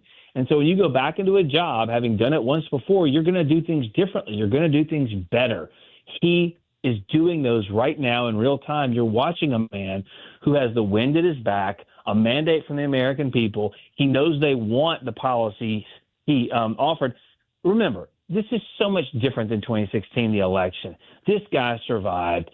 The Democrats trying to take him off the ballot, trying to throw him in jail, raiding his home, going through his wife's underwear drawer, mug shots, countless indictments, not one but two assassination attempts, not one but two presidential candidate opponents he had to fight. He comes back and wins in historic fashion. Of course he's relaxed. Of course he understands he doesn't have another race to run. So he's going to do things a little differently. And there is no doubt that sentiment and that feeling is permeating that White House. People there understand it. That's what they like, and that's what they're gravitating toward and rallying around. So when you see people out on television or behind that podium, whether it's Caroline Leavitt, Stephen Miller, Kevin Hassett, any of the cabinet secretaries, they're relaxed because they know the American people want them to do the job they're doing. Hogan Gidley speaking with us right now. I'm always amazed at the president's ability to juggle all of the things that he's trying to do. We are less than 2 months into his administration, and we were just talking on the show earlier, like, let's just talk about the things we remember Joe Biden standing on when it comes to the Ukraine-Russia war. And we couldn't really come up with a whole bunch other than send our taxpayer dollars over there and don't do it, keep it a minor incursion. And we're less than 2 months in, and today Donald Trump's on the phone with Vladimir Putin after successfully negotiating with Zelensky in Ukraine for peace. How does Donald Trump do all of it at the same time? Well, that's interesting, too, because you're absolutely right. The chronological order of that, Biden said a minor incursion was okay. And then when Putin does exactly what Biden says is okay, then all of a sudden his response is not diplomacy, not an off-ramp, not here's how we're going to fix it, but to say publicly, we'll give you money, Vladimir Zelensky, quote unquote, as long as it takes. What does that mean? With no discernible receipts for the American people? Where's this money going? What are you using it on? We're funding this. What are we getting in return? None of that. Donald Trump has a different mentality. Remember, there was peace around the world the first time around, in the Middle East of all places. Now he's come in just a short time, brought Vladimir Putin to the table to have a discussion, brought Zelensky to the table to have a discussion to try and figure out how exactly to get this deal done. And I'm telling you, as it still seems kind of a ways off, sooner or later, this thing hopefully was going to come to an end. And the only person that can even come close to doing it is Donald Trump. Yeah, I'm very strongly waiting that moment when that peace is fully negotiated. We'll see who here in America, people who are Americans, people who are in our American elected offices, who try to criticize Donald Trump for having a conversation with Vladimir Putin that ends a war, that achieves peace, and they're going to use it as a negative against him because he had a conversation with Donald Trump. Apparently, they need this war to continue for some reason. I'm looking forward to finding out why. No question. The American people, though, don't want it to continue. The bloodshed they want to stop. They want it to stop all over the world. And Democrats have allowed this thing to continue, again, offering no solution for peace whatsoever at all. Just more money, just more taxpayer dollars, just more treasure, and not selling it to the American people as to why that was important. So these are the types of things Donald Trump is going to put an end to. And you know he can because he did it the first time around. Now, as we just were talking about, though, with the mandate in hand and with people in these offices, in these cabinet secretary positions, who are not just well experienced to do the jobs they've been asked to do, they also are good on TV, so they can sell it and continue to remind the American people why it's good that we're doing all of these things. That, too, is a major difference this time from last time around. Yeah, so true. The messaging has been on point. Hogan, we appreciate you. Thank you for the time this afternoon. It's always good to have you here. Anytime. Thanks so much. Take care. Bye-bye. Hogan Gidley, America First Policy Institute Senior Advisor for Communications, former National Press Secretary for the Trump campaign. He was on the front lines of everything that was taking place in the first administration. The hoops that they had to jump through, just like he was talking to, like everything, anybody who was connected to Donald Trump, you were subject to the hateful lies and manipulation that the media participated in order to try to diminish Donald Trump and his ability to be effective. And it's just not, I really think it's underreported how much the ineffective agenda-driven media, how much that's weighing into Donald Trump's ability to be successful. Of course, the usual suspects are still out there trying to report the same things. That is, if they still have their jobs. A lot of them don't. And they're still trying to push the same narratives. And a lot of Americans just going, okay. That doesn't surprise me that you would think that. That doesn't surprise me that you would report that. That doesn't surprise me that you would try to make that case against Donald Trump. I mean, people just see it for what it is now in a way that in 2020 and in 2016, they didn't see it. It's a huge factor in Donald Trump's ability to be effective. And look at how frequently the Trump administration chooses to be their own media, their own spokesperson. From the very, very top, Donald Trump taking questions from the press all the time, having them in the Oval Office, having them outside of Marine One, having them outside of Air Force One. Wherever they go, he's willing to talk to the press. Good grief. I mean, he talks to the press more in one day than Joe Biden would talk to the press in weeks. It's pretty amazing. When we come back, we're going to speak with Will Chamberlain. He's a senior counsel at the Article 3 Project. And of those things that Donald Trump has said he was going to do, at the very top of the list, you'll find deportations, getting the people out of our country, especially the criminals, the violent criminals that have been here, who have come here illegally, and of course the TDA or the Tren de Aragua gang members who are here, who have perpetrated heinous crimes on American people, who have arrived here illegally. Those are the first to go. Now, he has, of course, seen a lot of pushback from activist judges, activist courts. Will Chamberlain, an expert on these type of legal situations, is going to talk to us about the legality of what Donald Trump has done so far, their pursuit to continue to do it in the future, and we'll find out what Will thinks about that. We'll talk to him about the auto pen thing as well. We've seen the same exact signature on quite a few very, very important documents in Joe Biden's presidency. Turns out they were signed by auto pen. Did Joe Biden even know that his auto pen signed those? And if he didn't, does that question the legality of those documents? Will Chamberlain next. This is the Annie Frey Show. Find the podcast, on-demand audio, and more at 971talk.com/Annie.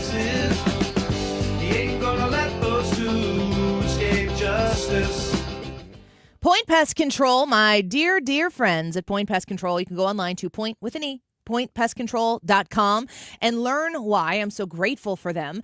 Well, because I have a bug-free home. And that's thanks to my quarterly service program that I have with Point Pest Control. I'm happy to pay the nominal fee every quarter to make sure that we have no bugs in our house. They spray on the outside, they'll spray on the inside. If you see a bug, if you see, particularly for me, a spider, you get on the phone right away, 636-798-0023. Let Point Pest Control know we've got a problem, and they come and fix it. And I'm going to be honest, we haven't really had to do that at all. I haven't had to have them come to anything inside the house at all in the near 2 years that I've had them servicing my home quarterly. There was one time where I saw a spider of ugly proportions. I don't pay attention to what kind they are because that would require Googling, and I don't want to look at those pictures either. And they're like, we'll come right out. Give us a call. Tell us when you can be out there. We'll be right there. 636-798-0023. If you see ants creeping into your home as it gets warmer, they are experts at this, of course, as well. Sign up for the quarterly plan and mention the Annie Frey Show. You're going to save 10% on the top of any specials that already exist at Point Pest Control. Missouri and Illinois alike, 636-798-0023. Point with an E, pointpestcontrol.com. Attention St. Louis Medicaid members. If you need assistance with daily living, you can receive a free service from Freedom Care in your own home from a loved one who lives with you. With Freedom Care, you decide who provides your daily care, helping you with preparing meals, bathing, laundry, transportation, and more. A family member or friend that gets paid instantly. It's all through Medicaid, and as a St. Louis resident, it's 100% free to you. New to Medicaid, the Freedom Care family will guide you through enrollment, making it stress-free for patients and caregivers. With over 7,000 five-star Google reviews, we've perfected at-home care for Medicaid members and caregivers. If you live in the St. Louis area, this service is free to you through Medicaid, and with our InstaPay app, caregivers can choose to get paid instantly. So go to freedomcare.com or call 314-697-4912. 314-697-4912. That's 314-697-4912.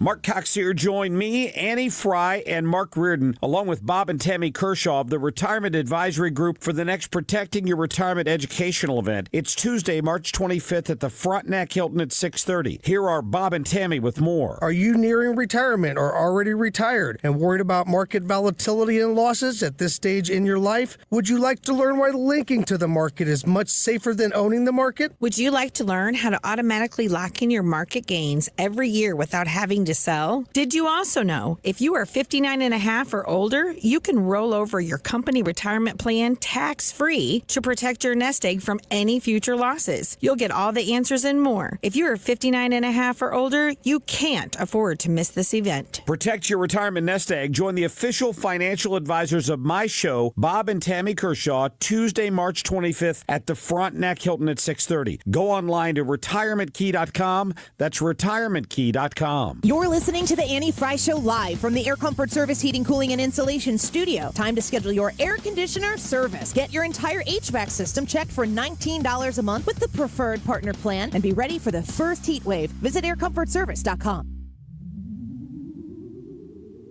I will survive without you.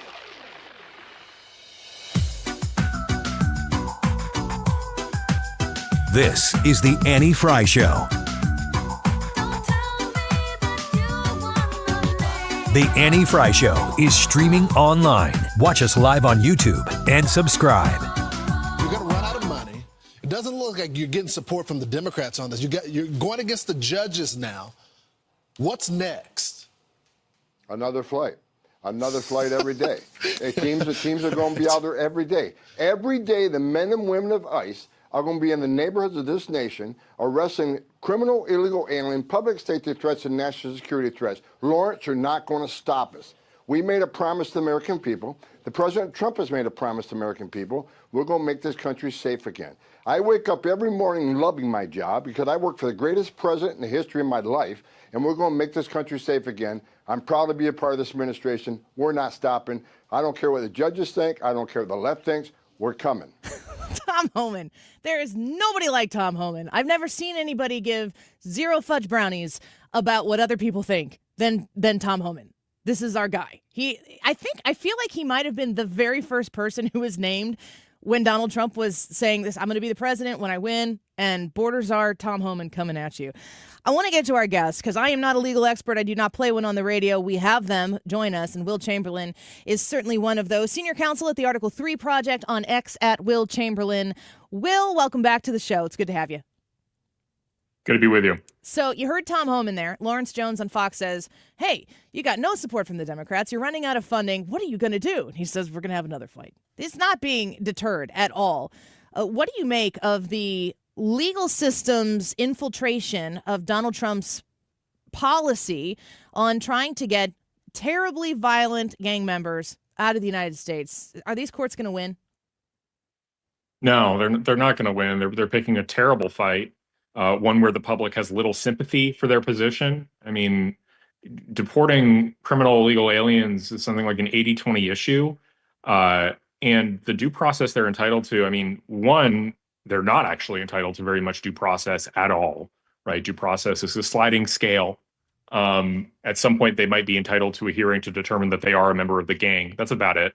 But they're really not. And moreover, the public doesn't care, right? Like fundamentally, the reason Trump has democratic legitimacy, and in particular, he has legitimacy on this question. So I just don't see the courts really. I think the courts are going to have to back down here. I think it's as simple as that. So when Donald Trump decides to round these people up and take them out of the country, of course, the Democrats tried to stop that in the campaign by never letting Donald Trump become the president in the first place. Lost big there.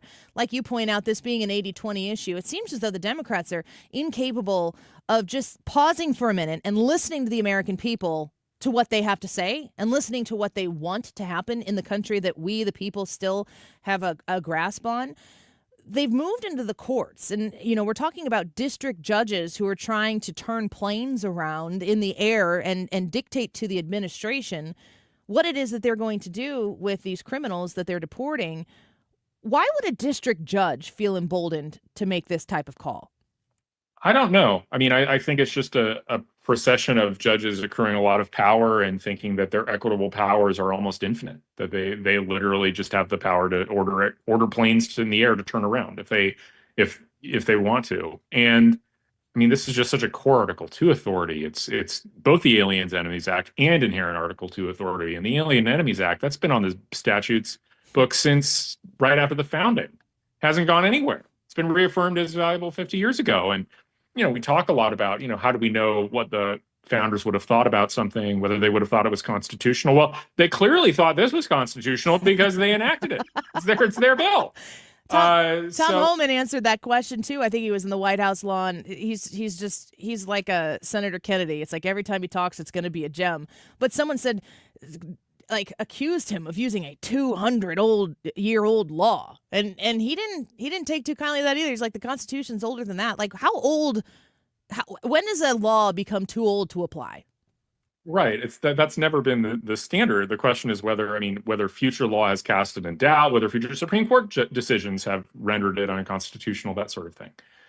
But no one's ever questioned this. Honestly, like nobody's questioned the constitutionality of the Alien Enemies Act. It's just an obvious core executive power. The reason, and if you read the Federalist Papers, it's something libertarians don't necessarily get, but conservatives do. You read the Federalist Papers, you understand that what Hamilton was doing, the whole point of the Constitution was the executive was too weak under the Articles of Confederation. It's the core historical reason for the Constitutional Convention for a new system of government. Like, there's a reason, like, when you think back in your history, like, nobody could actually explain what happened during the Articles of Confederation period. And that was a reasonably long period of time. It's like 10 years, more than that, maybe. I don't remember exactly, but nobody knows what happened during that period of time because it's almost like we sort of forgot about it. The country was a mess for a decade after the Revolutionary War. Nothing was getting done. The Congress was feeble and weak. There was no executive power. The states were bickering amongst one another. And Alexander Hamilton comes along and is like, we need a president. He needs to have a lot of power. It's important. The Constitution. Yeah. I mean, not to make things simple, but that really is the simple fact here. And so none of this makes any sense, what these judges are doing. Sometimes it is simple. And what I see right now, we just got off a conversation with Hogan Gidley, and we were kind of discussing like the direction that the Democrats are trying to take this, where they're trying to win battles, even if it's small right now. They're losing. Every battle they enter, it seems like they're losing. They can't get their footing because everything the Democrats are trying to do, they're not trying to fight for the American people. They're just trying to fight Donald Trump. And they completely have missed the point that the American people chose Donald Trump. So you can't do both things at the same time. So I guess that it ends up in the court system. If that's the only place that you have a fighting chance to try to slow down Donald Trump, that's what they're going to try to do. What happens to these judges, these district judges who get a little ahead of their skis? Anything? I mean, Brandon Gill's filed impeachment, and a bill impeachment. I don't think I'm really glad he did because I think it actually is very justifiable to impeach this Judge Boasberg. His order was not just lawless; it was a threat to the Republic in terms of his attempt to constrain and direct Article 2 powers. So, not many judicial orders, even when wrong, justify impeachment. I think that one did. But that's I don't think it's going to go anywhere. I mean, you need 2/3 vote in the Senate, and the same reason that Trump impeachment was dead in the water from the beginning. Both of them because they just didn't have the votes. Whatever they said, they didn't have the votes. Yeah. So we don't have the votes to actually remove the guy from power. But it really is going to be a question of the real threat to the judiciary is not impeachment; it's disregard. It's the idea that the executive will simply say, you know what? I get to interpret the Constitution too. That's the way that our Constitution was designed. Marbury versus Madison is us being nice. We don't have to. And we haven't reached that point yet, but there's actually some precedent for that. Like many people don't know this, but during the Vietnam War, there was a Supreme Court Justice, William Douglas, who on his own accord held a hearing in Washington and ordered the United States to stop bombing Cambodia. We didn't stop bombing Cambodia. Nixon was like, no, sorry, not your job. And very quickly, the Supreme Court, basically on a phone call was like, we're not doing this. Sorry, just don't worry about this, Mr. President. This is not going to happen. And it was clear that even informally, they were going to get a hold of their court. They had essentially a rogue justice who thought, I can order the government, order the President of the United States to stop use the military in a certain way or stop using it in another way. The Supreme Court as a whole realized that was foolish. And they understood the underlying threat because that's an order they have no ability to enforce, and that no president would allow them to enforce. And so John Roberts doesn't have any military divisions. He just has goodwill and legitimacy. And it's going to fritter away if they don't get a hold of their district court judges. You can tell a little bit about somebody when they use the term threat to the republic versus threat to democracy. We're speaking with Will Chamberlain right now, and I appreciate that distinction. I'm thinking about the way you talk. It's very helpful and educational from a perspective, because when you're talking about the history of the country and the formation of the country, which is still relatively very, very young country. It is an experiment. Some people will say America is an idea, whatever. But these historical events that you're talking about and the formation of what we have right now, and then I hear you talking about transformative things that the Donald Trump administration is right now doing via interpretations, well thought out interpretations of the Constitution. There is a challenge to really the system, the bureaucracy that has gotten so comfortable and so bloated and so fat and happy, sitting on the couch, just existing because it exists to get bigger and bigger, that I really feel like it could be a fork in the road for the future of this country to watch the Trump administration challenge these things, rooted in the Constitution, rooted in what the founding fathers actually wanted for the country. Do you see it as this transformative time right now? I see it as very transformative. For a long time, I think the executive kind of was willing to defer to the bureaucracy. They weren't going in there thinking we are going to exercise every power the Constitution gives us. And I was worried that Trump wouldn't do that. Originally, I was wrong. He's doing it. He is this is beyond my wildest dreams in terms of how aggressive the administration is being with its executive power, how much it's making sure it's not just relying on what the bureaucracy says about its power. It's saying, no, here's what the Constitution actually says. Here's what the laws say. We're going to do what this says, and we are going to control the executive branch of this government. It's not going to operate independently. And that's really good. And I think, and that's a real threat. And the other thing that's interesting is sort of a kind of side note, but you got to give a lot of credit to the Republicans in Congress too, because historically, they haven't been willing to vote for CRs. The Freedom Caucus hasn't. And as a result, we've had these bipartisan compromises.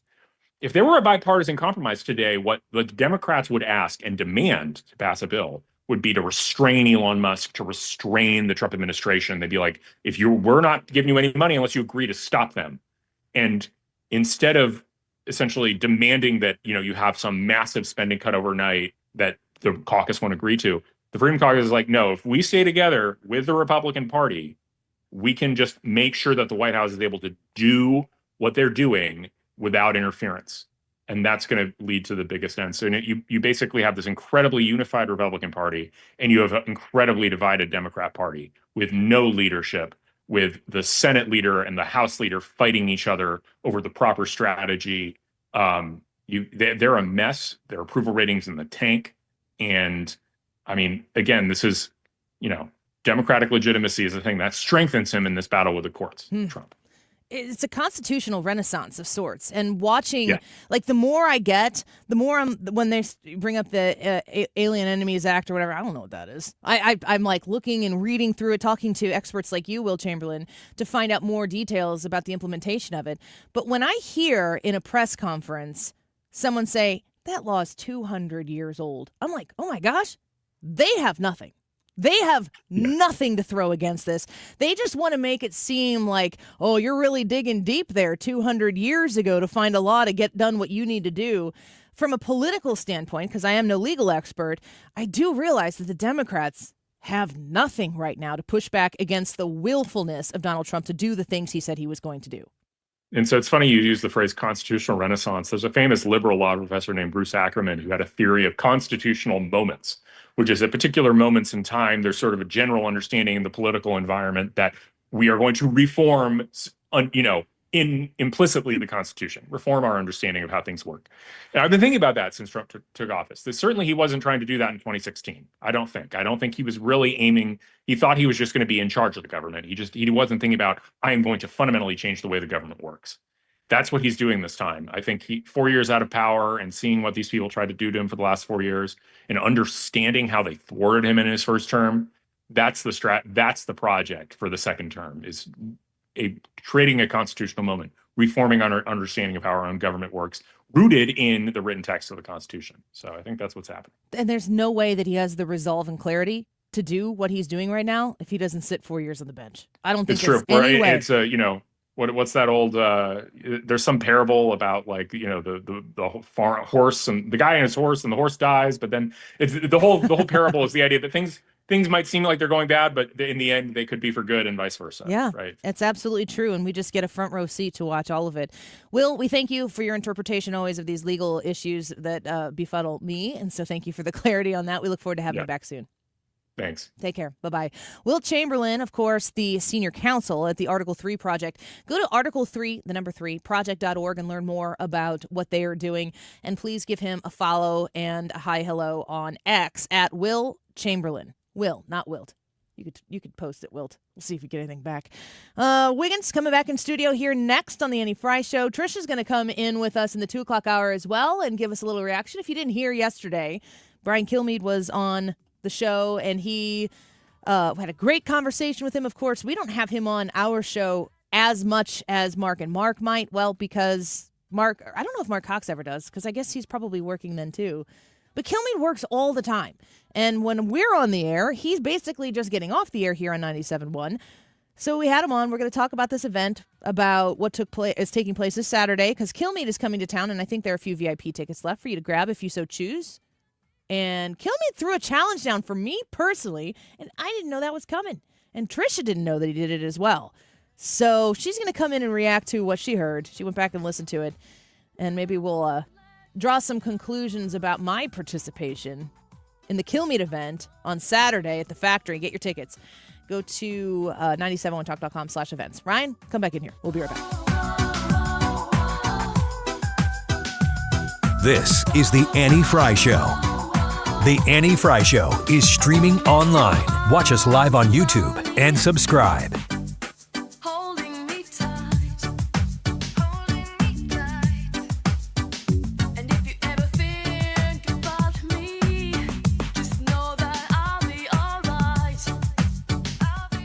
STS-armory.com. If you are looking for a firearm, I need you to go say hi to Katie and Jesse at STS Armory in Pontoon Beach, Illinois. Katie and Jesse are experts.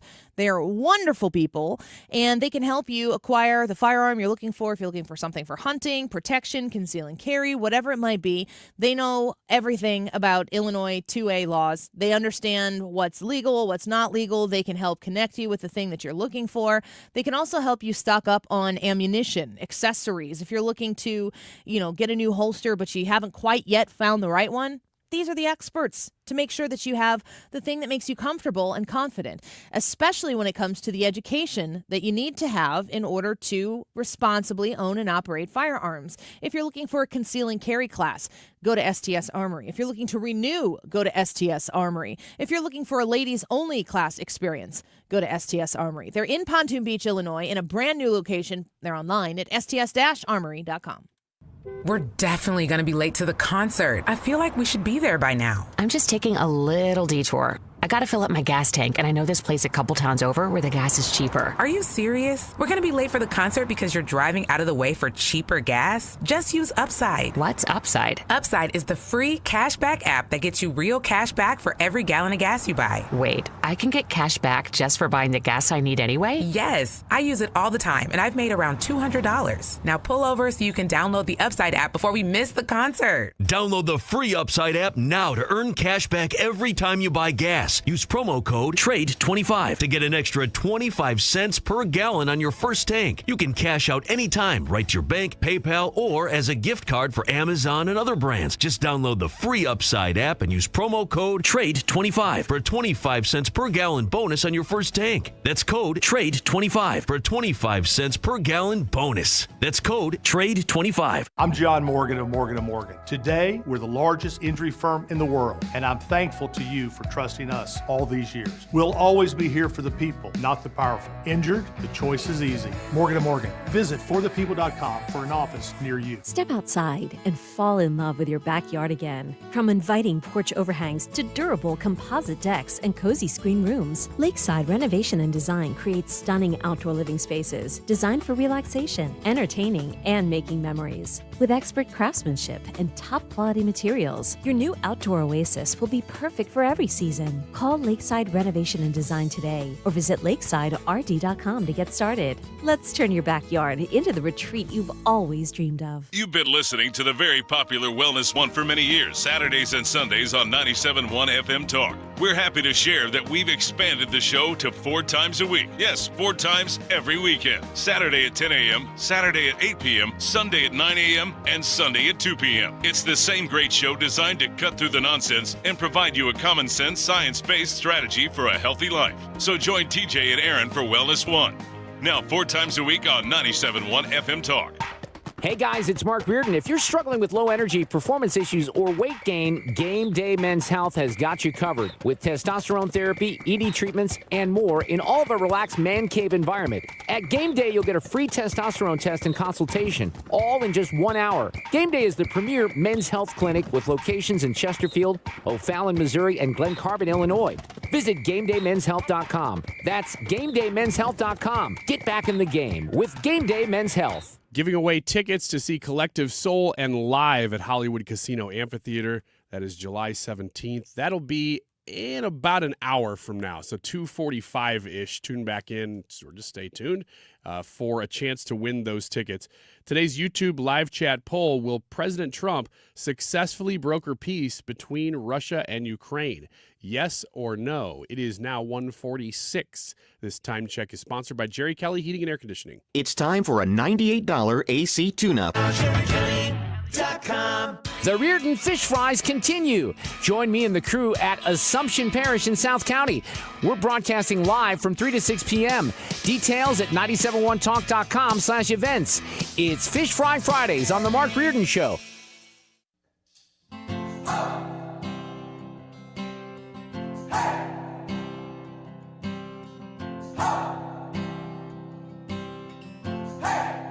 This is the Annie Frey Show. I've been trying to do it right. Find the podcast, on-demand audio, and more at 971talk.com/Annie. I've been sleeping in my bed. Sleeping in my bed.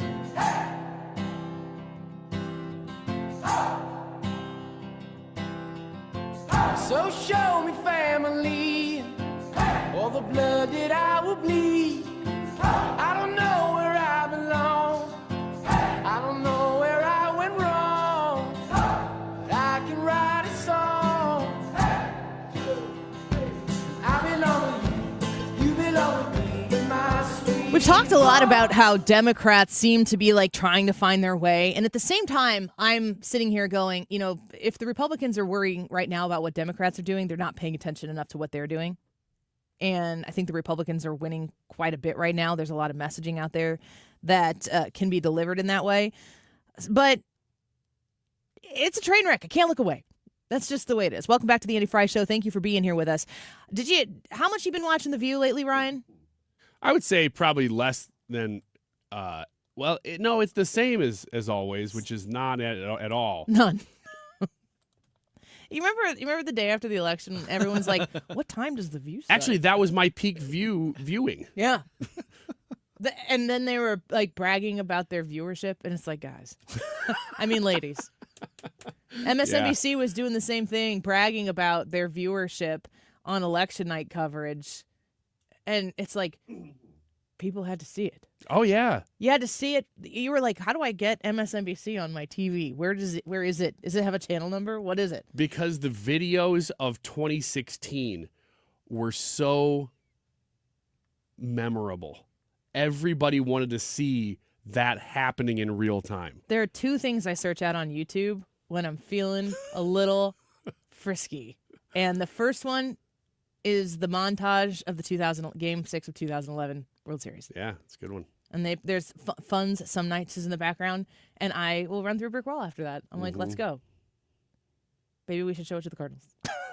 Secondly, the other one are montages of 2016's election night. There's one that's got that. What's the song? Yeah, I don't know the name of it. I don't. It builds and it builds, and at the end, and then at the end, he goes, "Sorry to keep you waiting. Complicated business." It's what are you gonna Google? I don't know. I can't. I don't know what to Google. There's no words. Yeah. Those are two things that I'll go back and watch. And I think that it's going to be, there's going to be a third edition to this installment of, I'm feeling pretty good today. Let's pop that sucker on and just have a day. The montages that people create from it. So you'd think that we're 2 months into this administration, but we're more months than that. What, 4 or 5 months into Donald Trump's going to be serving a second term, that the Democrats would have to start doing a little bit, what you say in the political industry is a post-mortem. And you got to be thinking about what is it? What did we not get about the American people this election that Donald Trump did? 2 months into Donald Trump's administration, Chuck Schumer is getting hit from all sides, and he's like, I need to fix this. I need to be clear on this issue. I need people to understand what the Democrats stand for. So he does what any Democrat would do, and he goes on The View. And you know what their attitude is? I made my money all by myself. How dare your government take my money from me? I don't want to pay taxes. Or, I built my company with my bare hands. How dare your government tell me how I should treat my customers, the land and water that I own, or my employees. They hate government. Government's a barrier to people.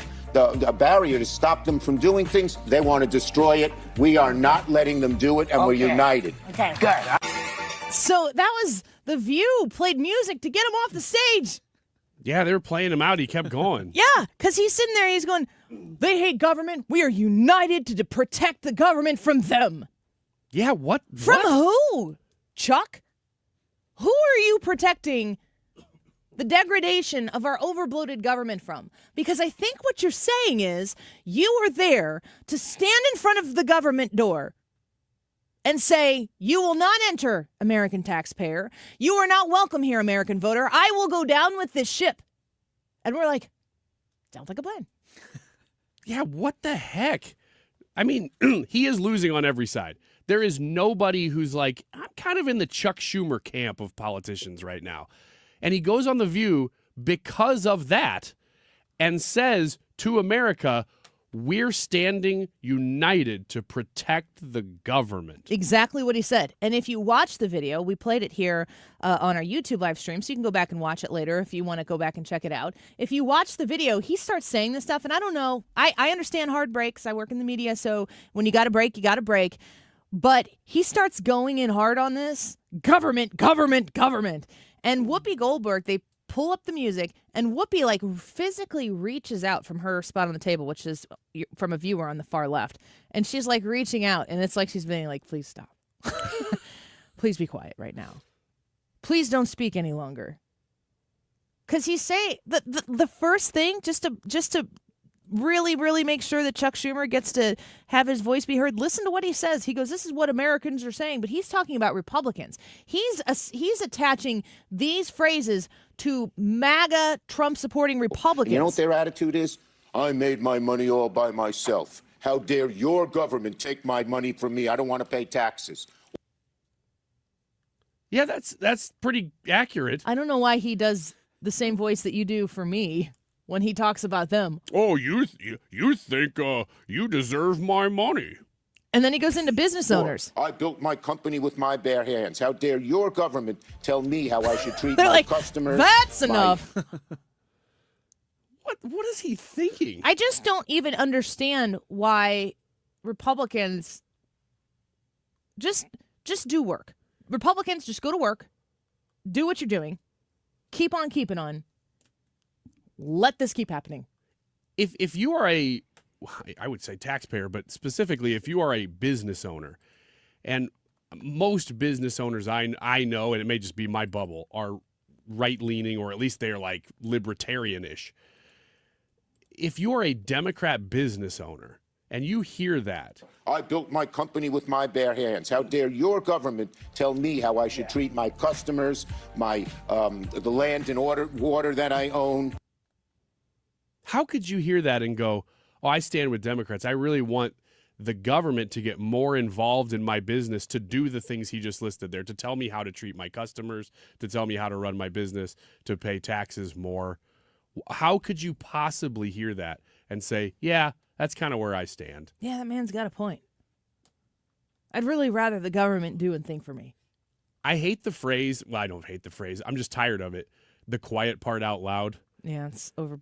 It's overdone. But this is that. I mean, this saying is the quiet part out loud on the quiet part out loud. this is Democrats saying out loud what they do with government. It's so on the nose that I'm just sitting here like frozen, like nobody move, don't break it. Yeah, leave that be in its own. I mean, do you think the View identified that this was a misstep? After the fact, in the moment, they might have just been hitting a hard break, but I don't know. It just, what it's felt like in the moment, because I had not heard that clip until you just played it and we watched it. It felt like they knew he was going into territory that wasn't really defensible, but what are you going to do? Cut him off as you're going, right? I mean, they played the music. There's nothing else they could do. They were literally trying to cut him off. Yeah. I don't know. It's hard to fact check in real time like that quickly, with a group of people who probably agree with him in principle. And you know what their attitude is? I made my money all by myself. How dare your government take my money from me? I don't want to pay taxes. Or, I built my company with my bare hands. How dare your government tell me how I should treat my customers, my the land and water that I own? He went into talking points there too, which is interesting to me. How dare you tell me how to treat my customers? And then he goes, and the land and water that I own. Yeah, what? He had bullet points on a paper, and I think he panicked. Maybe because the music started playing, or maybe he heard what he said. I think you were a wee bit honest there, Chutch. I kind of just want to call him Chutch Schumer in the future. Is that because that's the way it's written on your page? I've seen that before. My son's name is Charlie, so he's a Chuck. If somebody wants to apply that to him, I will not call him Chuck. I've heard Chutch before. That might be the last time we hear from Chutch. He's flailing. He's doing nobody any favors. I hope we don't stop him. Yeah. Keep doing you, Chutch. Trisha, come in here and answer for yourself. I have questions. We'll be right back. We all hear the radio ads about the IRS. They tell you to be afraid, to be scared, and they try to frighten you into calling. I'm not here to do that. Tax Relief Advocates is different. TRA is here to tell you that if you owe money to the IRS, whether it's $5,000, $50,000, or $500,000, we have a solution. It doesn't matter if you're sitting in your car, at work, or with your kids. No matter where you are, call now. 800-575-6986. Don't lose hope. TRA can eliminate or reduce what you owe to the IRS. Generous programs are now available that can give you a fresh start. Our passion is taxes and helping individuals fix their IRS problems. We have over 1,000 5-star reviews on Google and an A+ with the Better Business Bureau. You don't need to be afraid of the IRS any longer. End your tax nightmare today by visiting us online at TRA.com or call 800-575-6986. That's 800-575-6986. Tax Relief Advocates. Real solutions for real people. I talk a lot about Andrea's steak sauce and what it can do for you at home when you're grilling. How about you just go to the restaurant and have them make you a steak? Have you ever had a 24-ounce steak before? That is so massive that it barely fits on the plate. That is their large prime rib, $60, $59.95.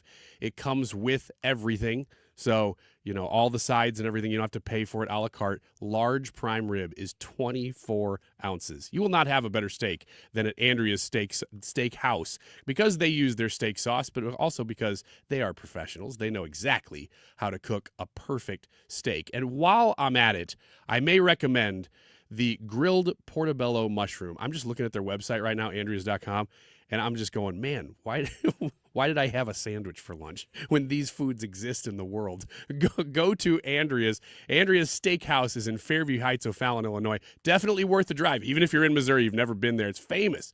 Andrea's Steakhouse, Andreas.com. Your home is your sanctuary. Get the peace of mind you deserve with a free estimate on a Generac home standby generator from Generator Supercenter. They're the nation's #1 Generac generator dealer. With expert installation and 24-hour monitoring, Generator Supercenter won't leave you in the dark. Financing is available. Take control of your power today with Generator Supercenter of St. Louis. Call 314-499-2020. That's 499-2020 or GeneratorSuperCenterofStLouis.com. That's GeneratorSuperCenterofStLouis.com. Who has the most 5-star reviews in St. Louis? Is the Post-Dispatch Window Retailer of the Year, J.D. Power Award winner 5 years in a row, and has the nation's best warranty coverage? Renewal by Andersen. That's who. Find out about our huge 31-day sale at RBASTL.com or call 314-332-1924. RBASTL.com or 314-332-1924.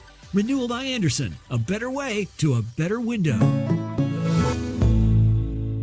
KFTK FM Florissant from the Kaufman Townsley St. Louis's Injury Lawyers Studio. Call 314-500-5000. That's 314-500-5000. All on the free Odyssey app. Air Comfort Service, heating, cooling, and insulation. Weather. Chief Meteorologist Dave Murray. Mostly sunny, windy, 80 degrees. The record's 82. It's going to be a close one. Tonight, cloudy and windy, 60. Wednesday, a mix of clouds and sunshine. A couple of rain showers, maybe a rumble of thunder, but nothing severe. However, Wednesday is going to be a very windy day. We could see some wind gusts pushing 50 miles per hour from the south-southwest, 74. Turning colder Wednesday night with even a little bit of snow. This is 97.1 FM Talk. Chief Meteorologist Dave Murray. On Ukraine, Elisa Brady, Fox News. The White House says the U.S. and Russia agree the conflict needs to end with a lasting peace after a lengthy call between Presidents Trump and Putin. In a more than hour-long phone call, President Trump and Russian President Vladimir Putin agreed to a peace proposal that would begin with an energy and infrastructure ceasefire and negotiations to implement a maritime ceasefire in the Black Sea. Talks for a permanent peace, the White House says, will begin immediately in the Middle East. U.S. diplomats have met separately in Saudi Arabia with Russian and Ukrainian delegations. Russian media reports Putin told President Trump the U.S. and other allies must end military and intelligence assistance to Ukraine as part of a peace agreement. Fox's Jared Halpern at the White House. Israel's prime minister says airstrikes in Gaza that resumed overnight are only the beginning, calling them a necessary condition for freeing hostages. Israel is blaming Hamas for the failure to extend a ceasefire. The Hamas-run health ministry in Gaza says the strikes have killed hundreds. Up to 60,000 civilian jobs may be cut in the U.S. Defense Department. A senior defense official telling reporters part of that will be not replacing workers who leave each month, and that the defense chief wants to ensure cuts don't hurt military readiness. Police in Las Vegas searching for the suspect who attacked a Tesla service center in Vegas during early morning hours, setting 5 vehicles on fire. We believe the suspect approached the business wearing all black clothing, and he used what appear to be Molotov cocktails and a firearm to conduct his attack. Las Vegas Assistant Sheriff Dory Corrin says it appears at least 3 rounds were fired into different vehicles. The FBI Joint Terrorism Task Force also investigating after attacks on Teslas around the country, apparent protests over CEO Elon Musk's work as a senior advisor to President Trump. In a post about the Vegas attack, Musk calls this level of violence insane. America is listening to Fox News. Only 2 things in life are certain, death and taxes. How about one more? Switch from Verizon, AT&T, and T-Mobile to cut your bill in half with Pure Talk. For just $25 a month, you get unlimited talk, text, 5 gigs of data on America's most dependable 5G network. Making the switch, it's simple, fast, and easy. You dial pound 250, you say the keyword Pure Talk, and make the switch. You do it now, you save an additional 50% off your first month. Pure Talk, wireless, by Americans, for Americans. It's tax season, and at LifeLock, we know you're tired of numbers. But this one you need to hear. $16.5 billion. That's how much money in refunds the IRS flagged for possible identity fraud last year. Now, here's a good number. $100 million. That's how many data points LifeLock monitors every second. If your identity is stolen, we'll fix it guaranteed. Oh, one last number.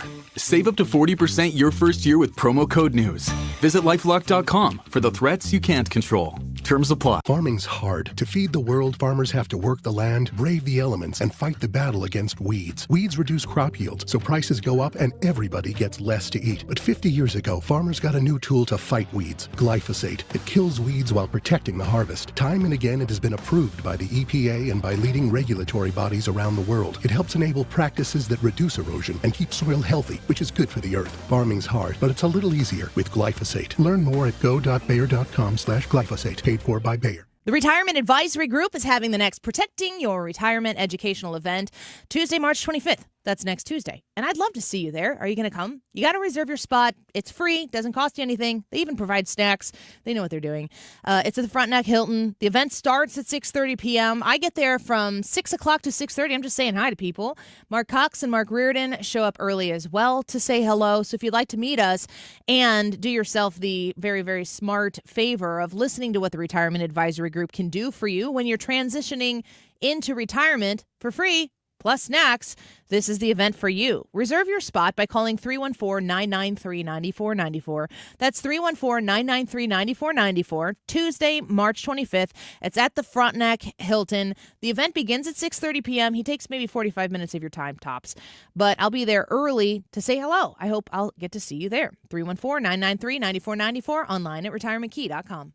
We're definitely going to be late to the concert. I feel like we should be there by now. I'm just taking a little detour. I gotta fill up my gas tank, and I know this place a couple towns over where the gas is cheaper. Are you serious? We're gonna be late for the concert because you're driving out of the way for cheaper gas? Just use Upside. What's Upside? Upside is the free cashback app that gets you real cash back for every gallon of gas you buy. Wait, I can get cash back just for buying the gas I need anyway? Yes, I use it all the time, and I've made around $200. Now pull over so you can download the Upside app before we miss the concert. Download the free Upside app now to earn cash back every time you buy gas. Use promo code TRADE25 to get an extra 25 cents per gallon on your first tank. You can cash out anytime, right to your bank, PayPal, or as a gift card for Amazon and other brands. Just download the free Upside app and use promo code TRADE25 for a 25 cents per gallon bonus on your first tank. That's code TRADE25 for a 25 cents per gallon bonus. That's code TRADE25. If better health, more energy, and detoxing your body are some of your priorities this year, get Active Liver today and start the year off knowing you're giving your liver some well-deserved relief. You can find Active Liver in stores at your local CVS or online at Amazon or NewNordicUSA.com. Let's support Heroes Care through comedy. Annie Frey here. Join Heroes Care at the Westport Funny Bone Sunday, March 23rd for stand-up from St. Louis's own Will O'Donnell. That's Sunday, March 23rd. Learn more at 971talk.com/events.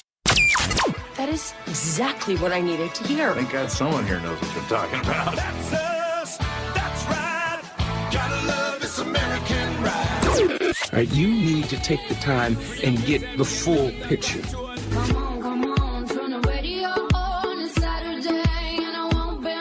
Don't get me wrong, I love the ladies. I mean, they rev my engine, but they don't belong in the newsroom. It is Anchor Man, not Anchor Lady. What do you want from me? I'm not America's sweetheart. Goodness sake, kid. Keep your voice down. Your father's listening to the radio. I'm not America's sweetheart. This is the Annie Frey Show. Well, how lucky are we to have Trisha having a 2 o'clock free space on her calendar today? Trisha, welcome to the studio. Hello. Thank you so much for having me. I just had a moment of panic because I don't have an Annie, are you okay ready? I was just going to say, people are going to be like, is it Tuesday? I'm looking at my sheet. It says it's Tuesday. That means it's Tuesday. Not Annie, are you okay time. So I asked you before the show started, Trisha, if you heard the Brian Kilmeade interview yesterday. I went back and listened. You haven't? Well, we got a little clip here. Yeah. Oh, should I play? Yes. All right. This is from yesterday. Brian I Kilmeade. think you are, because we're not looking for great actors. Well, then I'm looking hearing for people that care about history and want to have fun. But I would just feel really bad if we did the whole show and you thought, Brian didn't ask. Okay. I am officially asking. You have to reject me. So just think about it. Talk to your people and tell me. I don't have people, Brian. You want to be in. I don't have. Brian, she's not a great actress. She's perfect for this. Thanks, Ryan. I appreciate that. No, there's nobody great. We're just having fun up there, and we're just doing it for the people who love you most. And the 1,700 will be there in the audience. Well, and they're going to say to you, "Why, Annie? Why didn't you do anything?" Because I was scared. That's why. I was terrified. I got bullied yesterday publicly by Brian Kilmeade. Trisha, Annie, when you listened, I think I called you out yesterday on the air. You did. I did. Mm-hmm. Just walk the people through the first conversation that you had with me about this. I'm going to take it back one further step when this was proposed. This is for the Kilmeade event, I should have said. This is for the Kilmeade event. This Saturday.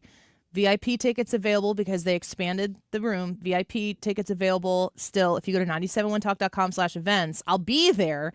But I thought in a respectful, obligatory manner. I had a conversation with Brian's team. Yeah. About, our involvement.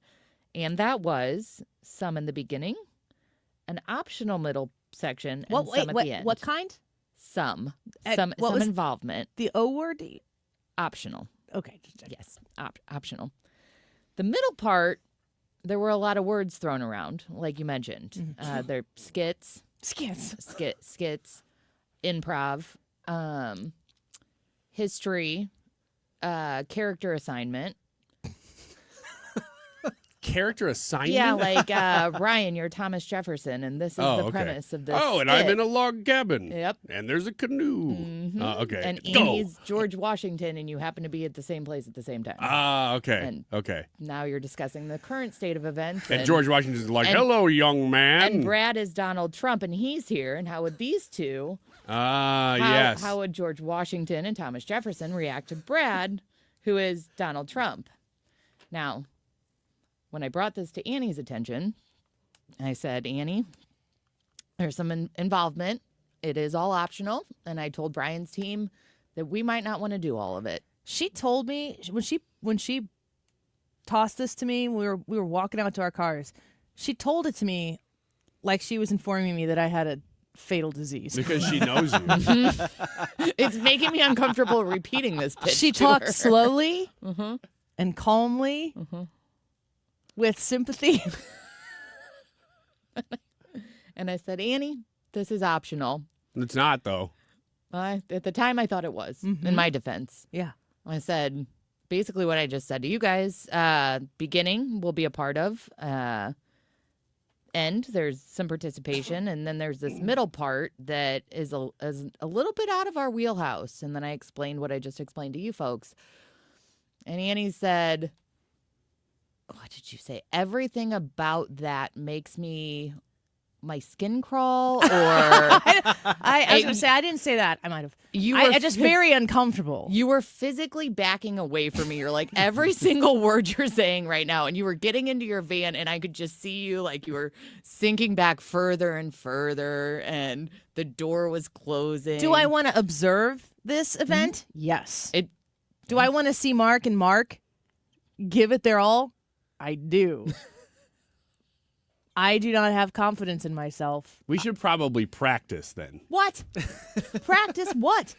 Okay. Honestly, if I thought there was a way I could practice or study or prepare. This is how. I'll tell you how. Oh, my. You come up with, I said this yesterday, you come up with a predetermined bit and you just steer the whole thing I toward don't it. know the premise. But that's okay. I'll give you a premise and you can just kind of do it.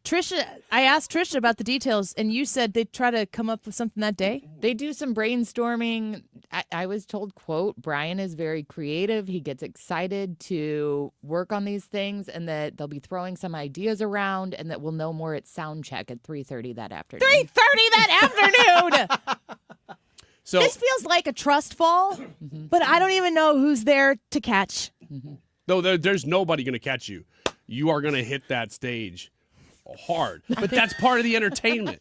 People know, oh, okay, she's terrible at this. This is going to be great.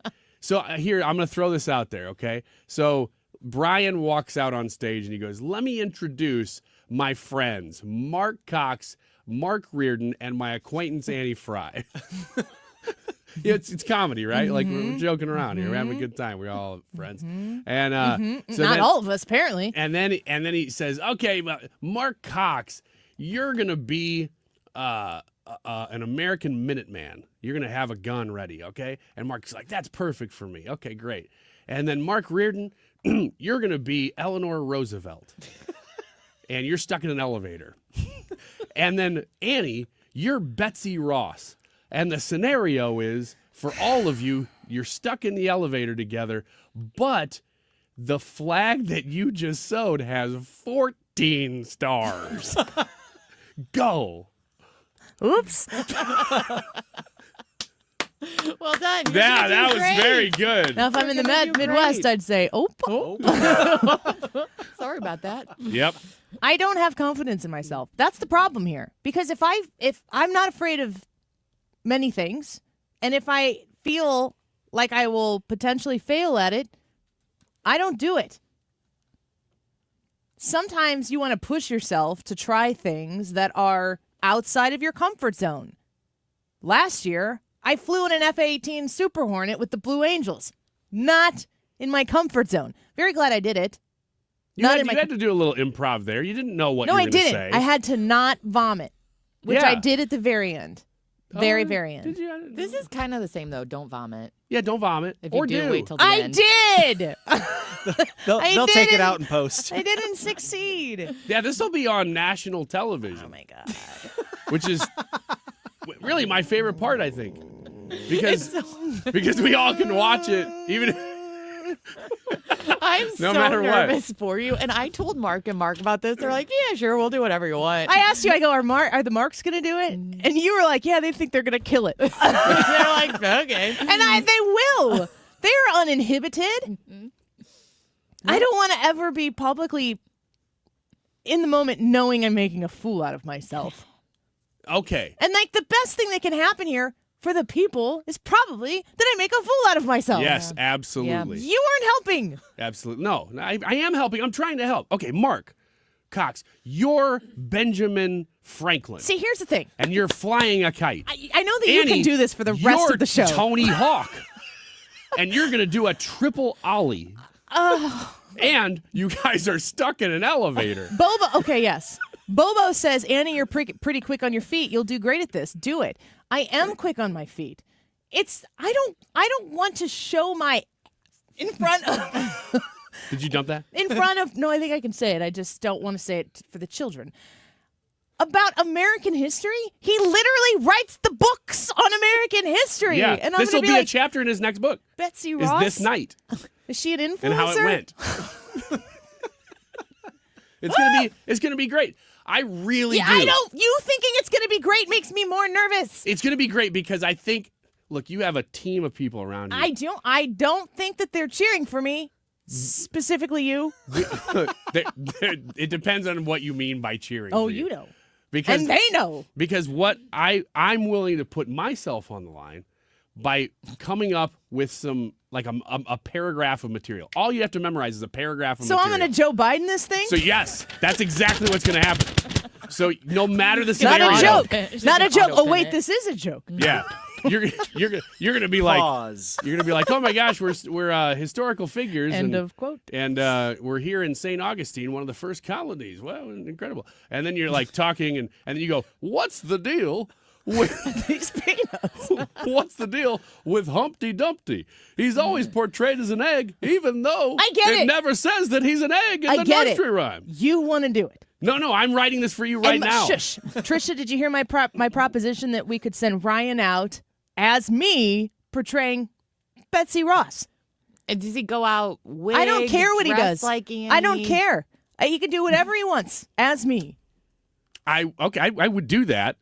14 stars. I'm a woman, right? 14 stars. Yeah, that's a big difference. 14 stars? What's the deal with Humpty Dumpty? He's always portrayed as an egg. I can't do better than that. Even and that's the problem. Never you says. This really is the problem. 14 stars. I am sweating right now. I'm sorry. I'm nervous for you. Perspiration happening in this moment. Look, I'll give you some tips. Look, fat. I just see Joe Biden the whole time. I just need something that is in my realm. If it's improv, if it's off the cuff, I can do it. If I know what we're improving on. But if he's like, why don't you be the tallest founding father? You know the one. And I'm like, I don't know the one. Abraham Lincoln, not a founding father, but tallest president. To Abraham. Oh, yeah. Lyndon B. Johnson was the president, not a founding. Not sure. Actually, it might be Trump. I don't know. I was Abraham Lincoln once. He yes. and I have a connection. Look, here, real advice. Because I know you're genuinely nervous about this. This is exactly how Joe Biden ran the country for 4 years. This is great. He's like, I don't think I'm up to the task, guys. They're like, believe me, you are. We'll do it for you. There are times that I know, you're a little bit nervous about something, and I'm going to dive in on it. You're really nervous about Yes, this. I am. And you're not genuinely shocked that he asked you on the air. Yes. You're going to do this, right? It was great. I mean, it's fantastic. My jaw dropped at the time. It's fantastic. So here, again, I'm giving you great advice here. You were so stuck with it, too. They did not tell me that was coming. They weren't even like, Brian's disappointed he's not doing it. Disappointed dad's like, I'm not mad. I'm just disappointed. Brian knew what he was going to do. He knew exactly what he was going to do. What did you say to him? I said to his team, Mark and Marker in, Annie's going to participate in the other stuff. And he was like, so fat chance on that. And they said, great. That was all I got. got. So it wasn't like they were waiting to see. No. They had already heard, she's not going to do it. This was confirmed. That's great. That's great. How long have you known me, Ryan? 5-6 years. How long have you known me, Brad? Yeah, probably about 3-4 years. How long have you known me, Trisha? 12 years? Since 2012? 13 years? 2011, maybe. 14 years? I don't know, math. Anybody who's listening right now who knows me, IRL in real life, knows I'm not a skit person and understands, to what you were saying, Ryan, the level of comfortability that I have with this. If I do really well, I won't even know it. If I do terrible, I already have assumed it. I don't know what success looks like. And when I engage in things, I need to know when success has been achieved, because I would like to overachieve it. Yes. No. And I'm worried that absolute success is complete failure. And I don't appreciate the terms, but I do think I kind of have to do it now. Yeah, you're for sure in. Sweaty. I'm going to give you gold. And it will kill. Like Menendez? It will kill that night. Gold bars, they're Egyptian. All right, everybody's going to love them. Just stuff them in your pockets right before you go on stage. Yeah, and we got a nice car waiting for you, too. They're from a flea market in South Roxana, and they're actually old expired chocolate. Memorize this. Quote, I learned a lot, and I learned that it makes a difference. There was this diving board area. Is this from your book? And I was one of the guards. Is this from your book? And they weren't allowed to. It was a 3-meter board. Is this from the grocery list? No, it's not. It's much more famous than that. And if you fell off sideways, you landed on the darn cement over there. And Corn Pop was a bad dude. And he read a bunch of bad boys. Just revert to that. If I talk about people touching my hairy legs, it hits different. And I did it back in those days to show how things have changed. One of those things you had to use was pomade in your hair. I've made a decision. You're me. It's on you. You're going to enjoy this way too much. I'm going to enjoy it on Fox Nation. Man, I got a text message from my second mom growing up, one of my second moms. And she's like, if I didn't own Fox Nation already, I'd be signing up. And I was like, oh, Lord have mercy. Look, if you don't have tickets to this thing, if I personally didn't just sell Event's you on going to that event is canceled. then I've failed as a human. That is going to be great. I'm going to have to pull a Sometimes It Rains event. Indoors? Who knew? Wow. 971talk.com/events. You're rude. Trisha is supposed to do that, but I really genuinely want everybody in the whole St. Louis area to be in that room. You're not even going to be there. No, I'm going to be watching at home in my socks. That's it? That's even weirder. You ever seen Red Hot Chili Peppers? I don't get it. Okay, good. Is it hot here? Yeah. It actually just got hot in here. Brian, kill me. Trisha, what did you do? How did this happen? I'm really excited for you, and we'll talk offline about getting through it. Oh, yeah. I've already got people offering to buy me drinks. Maybe I'll just get smashed. Hey, Esther, you Which founding off the father board. is that? There's got to be one of them. Very different show. Oh, my gosh. We'll be right back, maybe. Don't go away.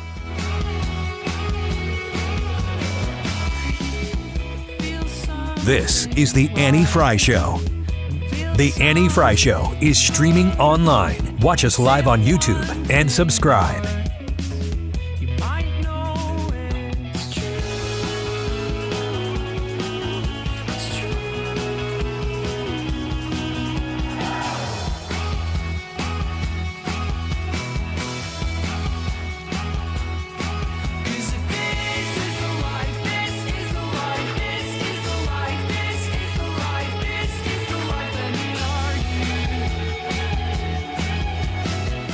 SiviaLaw.com if you feel like you're going to die soon and you need an estate plan.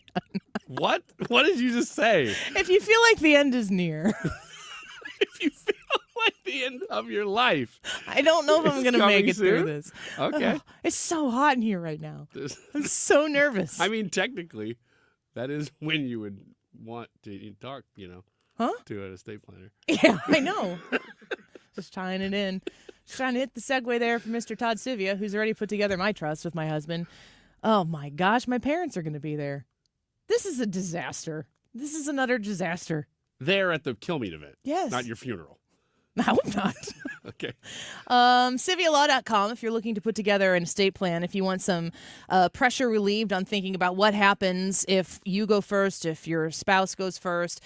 You want to make sure that everything is in order because that's really how you can then enter into the grieving process. It's a very important part of making sure that everything is taken care of. That peace of mind that is there to have starts with a call to Sivia Law. 833-995-WILL. 833-995-WILL. You can go online to SiviaLaw.com. Missouri and Illinois alike. He has offices in both locations. His team and Todd Sivia are the best when it comes to establishing an estate plan that you feel comfortable and confident relying on. Sivia Law is there to make sure that you get asked the questions that you haven't even thought of, that you are positioned in a way to not have to pay extra taxes on this, that, and the other thing because it wasn't put in the right position. They will establish all of these things for you. You don't need to know anything going into it. And at the end, you're going to be like, gosh, I feel so much better about this because I know it. I understand it. And I'm so glad that it's taken care of. I implore you, if you have people who are dependent on you, if you have dependents, if you have children, you need to at least start with the very basics. And if this is something that you can offer your children who now have their own children to maybe take care of it while you go to get your estate plan taken care of, consider that as an amazing gift to give because it's peace of mind, it's security, and trying to stay out of probate, man, that is the number one thing you want to do. Schedule an appointment at 833-995-WILL, 833-995-WILL, and talk to Todd Sivia and the Sivia Law team about getting your estate plan taken care of. SiviaLaw.com. Hey, Jimmy Fallon here with a quick listening tip for you. If you miss Fox Across America or any of your other Fox News favorites, do not worry. I got you covered. You can stream previously aired shows with Rewind, available exclusively on the free Odyssey app. So if you're busy work days, it doesn't mean you have to miss out on the news. Listen to your Fox shows on your time with Odyssey. To get started, just download the free Odyssey app and search for Fox News Radio. That's Odyssey, A-U-D-A-C-Y. I'm spelling it out in case you're a little slow like me. Rhino Shield is far superior to even the best traditional exterior house paint. Rhino Shield is 8 to 10 times thicker than paint and comes with a 25-year transferable warranty. Rhino Shield is the only ceramic coating company that has been chosen by Disney, This Old House, and 3 times on HGTV's Curb Appeal, where every episode is concentrated on unpainted brick, bonds and seals to stucco, wood, hardy, block, color lock, masonite, and more. No better product for those steel aluminum-sided homes that have become, chalky and tired looking. We coat sloped and flat roofs to extend their lives too. After 15 years, we've got a great reputation and a superior product. As long as it's affordable, why wouldn't you do it? Before you make the costly mistake of painting with traditional paint, you'd be best served to call Rhino Shield today. We are the experts and our evaluations are free. 877-25-RHINO or 877-25rhino.com. Tell them, ladies. No paint, don't Rhino. Go Rhino Shield. Never paint your house again. Rhino Shield. We, without hesitation, recommend that anybody work with ThrottleNet. The experience will be as good as it's been for us, for anybody, because you'll get a true partnership and you'll be able to rest easy that you're going to get the service that you need while they're also doing all those things that you don't want to have to think about, that you don't want to have to worry about. They're always doing that in the background for you. Don't wait for your next IT crisis. If your business depends on technology, you need a partner that's got your back. Contact ThrottleNet.com to get a free IT evaluation and see how we can support your IT everything. 99 years. That's how long Overhead Door Company of St. Louis has been repairing and replacing garage doors for savvy homeowners. Since 1926, they are the only authorized dealer of Overhead Door brand products in the city. Always look for the iconic red ribbon to be sure you're dealing with the genuine, the original Overhead Door Company of St. Louis. For same-day garage door repair 24/7, call Overhead Door Company of St. Louis or schedule online overheaddoorstlouis.com. That's overheaddoorstlouis.com. Attention! Have you racked up $10,000 or more in credit card debt? Are you barely getting by making minimum payments? With credit card debt reaching all-time highs, National Debt Relief is notifying consumers about significant debt relief options currently being made available to help those with overwhelming credit card debt. These options may reduce a large portion of credit card debt for those who qualify. You don't need to declare bankruptcy or take out a consolidation loan, and you may only have to pay back a fraction of what you owe, even if you have bad credit. National Debt Relief has already reduced the credit card debt for more than 550,000 consumers, so don't wait. If you owe $10,000, $20,000, or even $100,000 in credit card debt, you can now take advantage of this financial debt relief as the cost of living continues to skyrocket. To check what debt reduction you may qualify for, call 800-222-9599. 800-222-9599. Again, that's 800-222-9599. You've been listening to the very popular Wellness One for many years, Saturdays and Sundays on 97.1 FM Talk. We're happy to share that we've expanded the show to 4 times a week. Yes, 4 times every weekend. Saturday at 10 a.m., Saturday at 8 p.m., Sunday at 9 a.m., and Sunday at 2 p.m. It's the same great show designed to cut through the nonsense and provide you a common sense, science-based strategy for a healthy life. So join TJ and Aaron for Wellness One. Now 4 times a week on 97.1 FM Talk. You're listening to the Annie Frey Show live from the Air Comfort Service Heating, Cooling, and Insulation Studio. Air Comfort Service is hiring licensed journeymen. Don't have a journeyman license? Air Comfort Service will help you get it. Get guaranteed hours year-round and more. Apply online at aircomfortservice.com. Odyssey.com is a universe of audio, and it's where you can download the app to stream 97.1 FM Talk. The Odyssey app. Download it today and stream anytime from anywhere. Where St. Louis comes to talk. 97.1 FM Talk. You're listening to The Annie Frey Show. Interact with Annie on Facebook. The Annie Frey Show.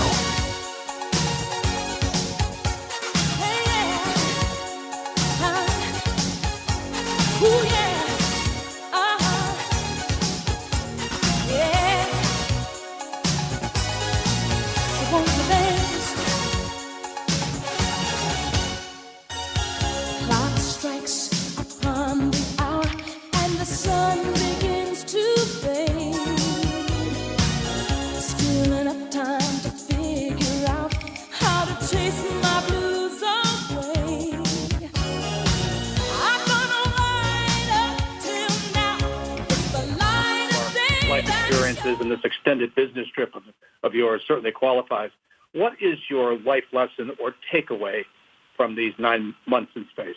Well, in answer to your question, I can tell you honestly, my feeling on all of this goes back to my faith. It's bound in my Lord and Savior Jesus Christ.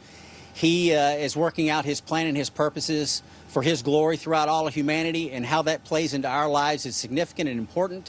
And however that plays out, and I am content because I understand that.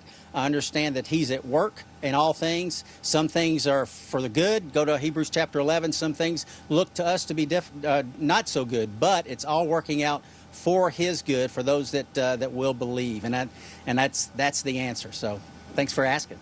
That is such an amazing witness there from one of these astronauts that's making his way home and putting himself in a position where he is asked, like, what have you learned in 9 months?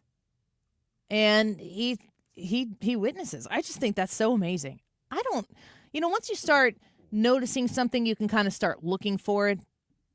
So the frequency with which you consume it, if you're paying more attention to it, you can see it more than maybe you saw it before. There's a lot of people taking the opportunity to talk about Jesus. Yeah. Well, I think we have a lot of people who are listening, maybe for the first time, maybe for the 10th time, because we've just gone through such a weird period of history. Actually, we're going to continue to go through a very volatile period, I think, and people want stability.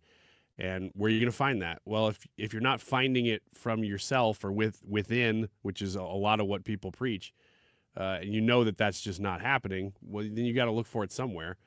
And I think people are receptive to the message of Christ right now. There's a fearlessness in just being like, well, I believe in Jesus. That's true, too. And there's, the term Bible thumper, like people who, there's this thought that if you speak about your faith, that you're trying to punch people in the face with it. That it ends up being about those people instead of being about yourself. At the same time, I would say that if you're a Christian person, that you should witness to people. But your witness has to be effective, I would assume. And I don't know how anybody could look at that astronaut who's lived in space kind of without a known conclusion as to when, because everything went so wrong and, they're stuck up there. Who in the world can look at what he's gone through as he's literally floating in space and he's asked, what have you learned? And he uses that as an opportunity to talk about Jesus. Who among us gets to say, well, that's just ridiculous? You really can't. And he doesn't need to use that opportunity to say that. He could say anything. He could be patriotic about it.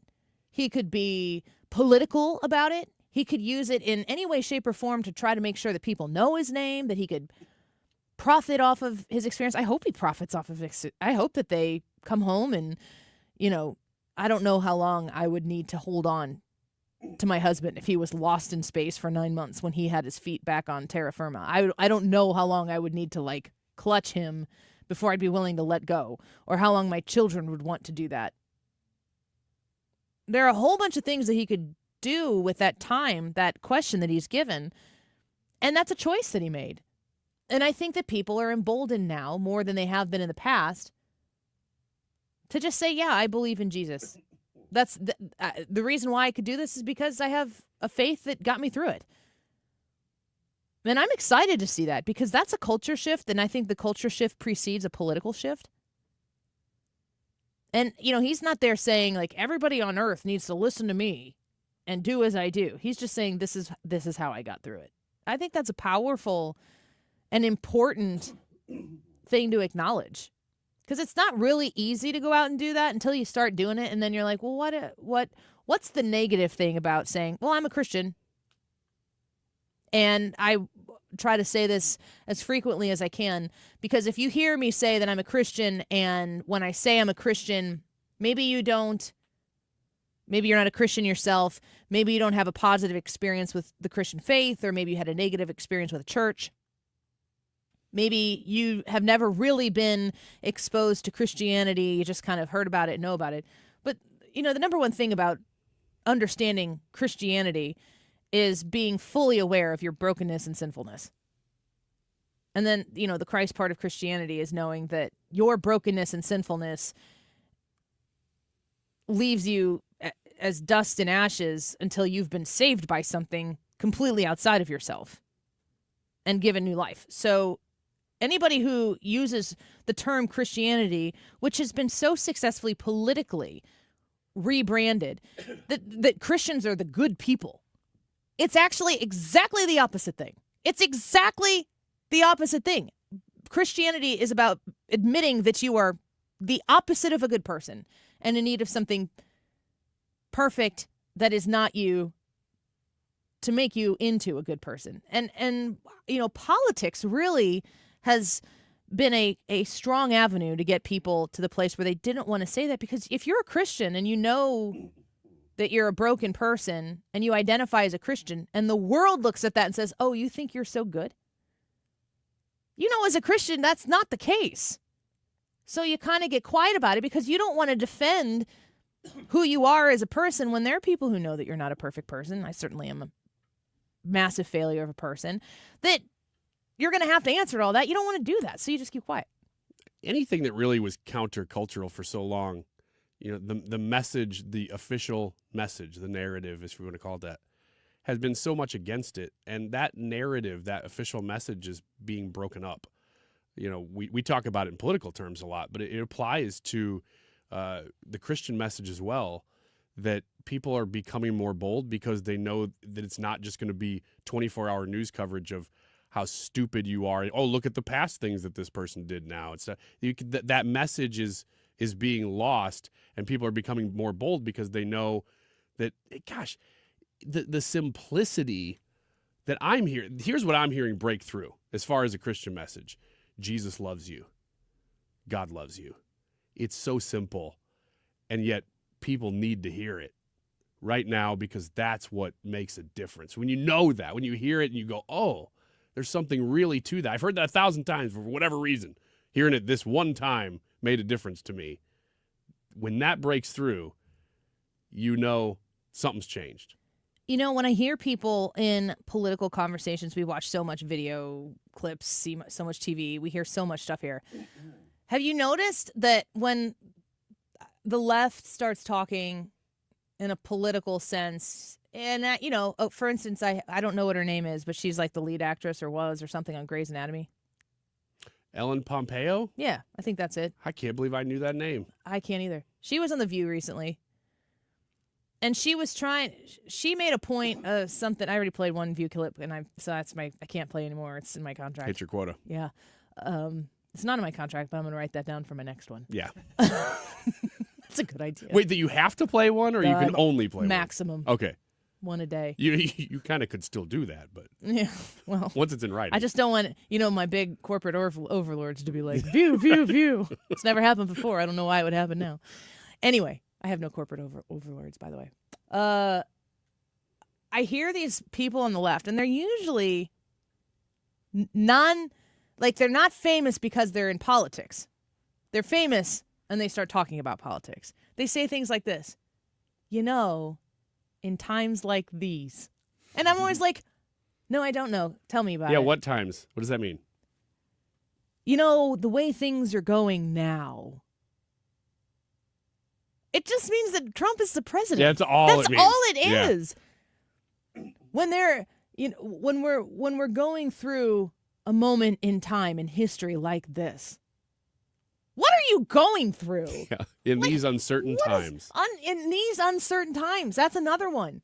And I'm always like, if I were interviewing people and they said that, if I opened the phones, we usually do at one point during the week, and somebody called me on the left and was like, in these uncertain times, I'd be like, no, I don't. Let's start there. Describe. What do you mean? Elaborate. What is uncertain about them? Argue a policy. You can't just make a kind of like a casually vague statement that suggests that because you and I both know that Donald Trump is the president right now, we're in times like these. I love these times. I'm super pumped about these times. We could talk about it if you like. No, it's like presumed, though. Yes. That, once I say, you understand, in this season that we're in as a country, that you need to approach that with somber, sober vigilance. To your point of what you were saying before, these people are so sad. And I'm not saying that in a pejorative way. They are very melancholy. Life has a hazy orange hue over it, and they cannot see clearly. I don't think that the sadness that they have is a political sadness. Sometimes I just want them to understand there's a joy out there that's bigger than politics, that doesn't ebb and flow with the R or the D or the red or the blue that's in power. I mean, that's really how you get through things. So much so that an astronaut that's been lost in space for 9 months is like, I got through it with Jesus. Check it out in Hebrews. And he said it with a little bit of joy in his tone. And of course, he's headed home, so I understand why he's doing that. But when you have the opportunity to speak to something like that, and an astronaut who's got we have no idea what faith these people have. It's not a part of the equation. In America, that is part of the equation, that you can do what you want and have your religion and practice your religion without threat from your fellow Americans and without threat from your government, I still think. But you've got an astronaut given this window of opportunity to say, gosh, that must have been really hard. How'd you get through it? And he just says, Jesus. And then he goes out and does his astronaut things and goes on with his life, but he says that, and I just think that's incredible. And I hope that people look at that and feel the sense of peace that he has when he says something like that and just get curious. I think it's magnificent. I think it deserves to be applauded that he has that kind of bravery and that kind of courage to say that. And if you're like, oh, Annie, why would that be courageous to mention something like that? Because we've spent a lot of time, if you're male, if you're white, if you're Christian, there are just some things that have been talked about enough, and now's your time to sit down and be quiet about it. And if you identify yourself publicly as a Christian, the secular world gets to contort that into hearing you say that you're a Christian. What they hear is that you think that you're a better person than they are. If you're living a life as a Christian that emulates that you think you're better than those people are, there's some self-reflection opportunity for you. But if you're just there to say, I couldn't get through this by myself and something else got me through and his name is Jesus, I just think that's incredible. And I don't think that that necessarily happens in the last 10 years the way it happened this week. That's a culture shift, and I'm pretty pumped about it. I am too. I hope it is indicative of that. We got a lot coming up as a nation. I think there's one way we get through it. Of course. All right, let's take a quick break. I think that might be how I get through the skit on Saturday. You just go up there and go, it's time for a quick break. All right, I need everyone to fold your hands and bow your heads. We're going to take communion. I'm honestly, if I start to panic, we're all praying together. It's just going to happen. Let's get the results of today's YouTube live chat poll and your all thoughts. Will President Trump successfully broker peace between Russia and Ukraine? Yes or no? Go vote. We'll be right back.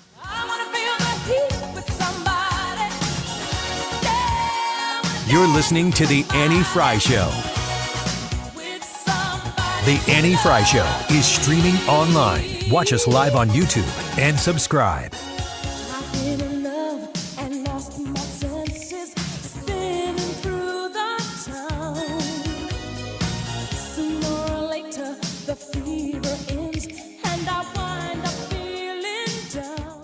Have you shopped at Michael's Flooring Outlet yet? They've been around for 30 plus years, so it's very likely that I'm talking to you now, and 10 years ago, 20 years ago, maybe even more, you went and purchased flooring from Michael's Flooring Outlet. It could be time to purchase flooring once again. Michael's Flooring Outlet is still doing business the old-fashioned way, family-owned and operated here in St. Louis with over 3 decades of experience of servicing families just like yours, homes just like yours, businesses just like yours, and doing it the good old-fashioned American way. They commit themselves to selling great quality products. That's important, of course. But they also want to make sure that you get value, that your hard-earned dollar is respected, and that they treat you with the utmost of customer service. You're working with people who have an expertise in flooring. That's what they do. And that's the type of person you want to guide you through the process of making that flooring purchase. Visit them in St. Charles County. You can find them in West County as well. They are also in Darien Prairie. You can start your process shopping online, also at igotfloored.com. Attention. Have you racked up $10,000 or more in credit card debt? Are you barely getting by making minimum payments? With credit card debt reaching all-time highs, National Debt Relief is notifying consumers about significant debt relief options currently being made available to help those with overwhelming credit card debt. These options may reduce a large portion of credit card debt for those who qualify. You don't need to declare bankruptcy or take out a consolidation loan, and you may only have to pay back a fraction of what you owe, even if you have bad credit. National Debt Relief has already reduced the credit card debt for more than 550,000 consumers, so don't wait. If you owe $10,000, $20,000, or even $100,000 in credit card debt, you can now take advantage of this financial debt relief as the cost of living continues to skyrocket. To check what debt reduction you may qualify for, call 800-355-8282. That's 800-355-8282. Again, that's 800-355-8282. Hey, it's Mark Reardon. If you're nearing retirement or already retired, call my friends Thomas Elbig and Bob Kershaw with the Retirement Advisory Group. They'll show you how linking to the market is much safer than owning the market for your retirement savings. They're the official financial advisors of my show. Go to retirementkey.com. Because we have lawyers in all 50 states, I see lots of lawyers' ads. Most seem to be bragging on results, but are they true or misleading? For example, in some cases, a firm may try a case even though the at-fault party has no lawyer, then brag in the ad about their results. My son Matt got one for nearly $50 million, but we never collected one dime. Some lawyers may say they got a result even though they were sitting second chair at a firm like mine, and even though they had little to do with it. Happens all the time. All that glitters is not gold. At Morgan & Morgan, our results are real. Visit forthepeople.com and go to settlements and verdicts to see for yourself what your case may be worth before you hire a law firm. Do your homework. Fact check. It's easy and too important not to. Morgan & Morgan, forthepeople.com. Injured? Dial Pound Law or visit forthepeople.com for an office near you. Is your home, business, or church looking tired, chalky, or in need of curb appeal? Go Rhino. Tired of painting year after year?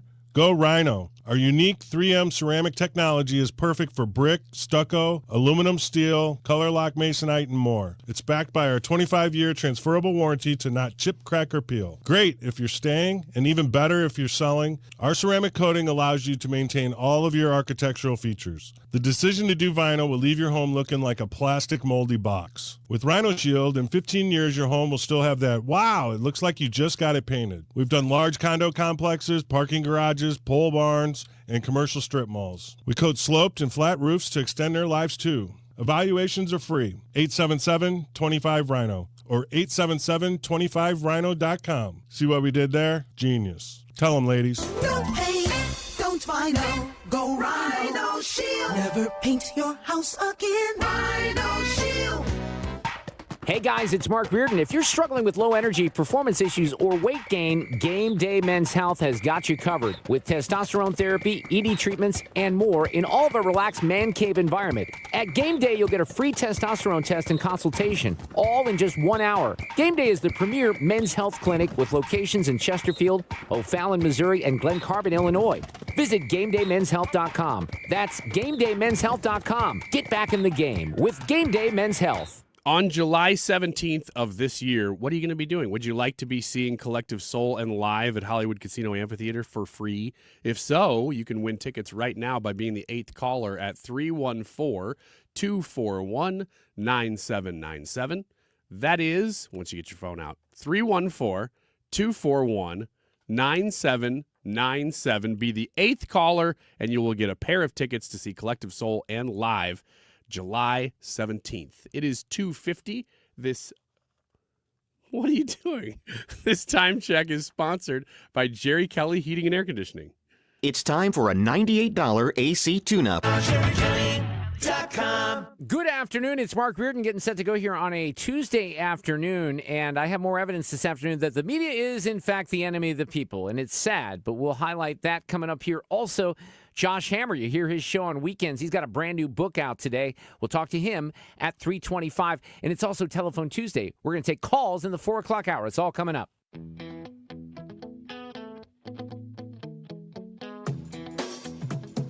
This is the Annie Frey Show. Follow Annie on X at Annie Frey Show.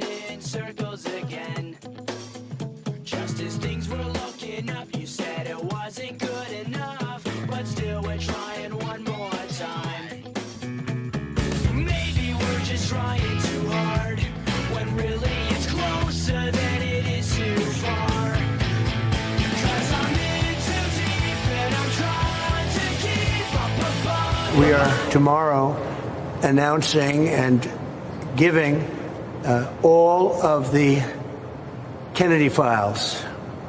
So people have been waiting for decades for this, and I've instructed my people that are responsible, lots of different people, put together by Tulsi Gabbard, and that's going to be released tomorrow.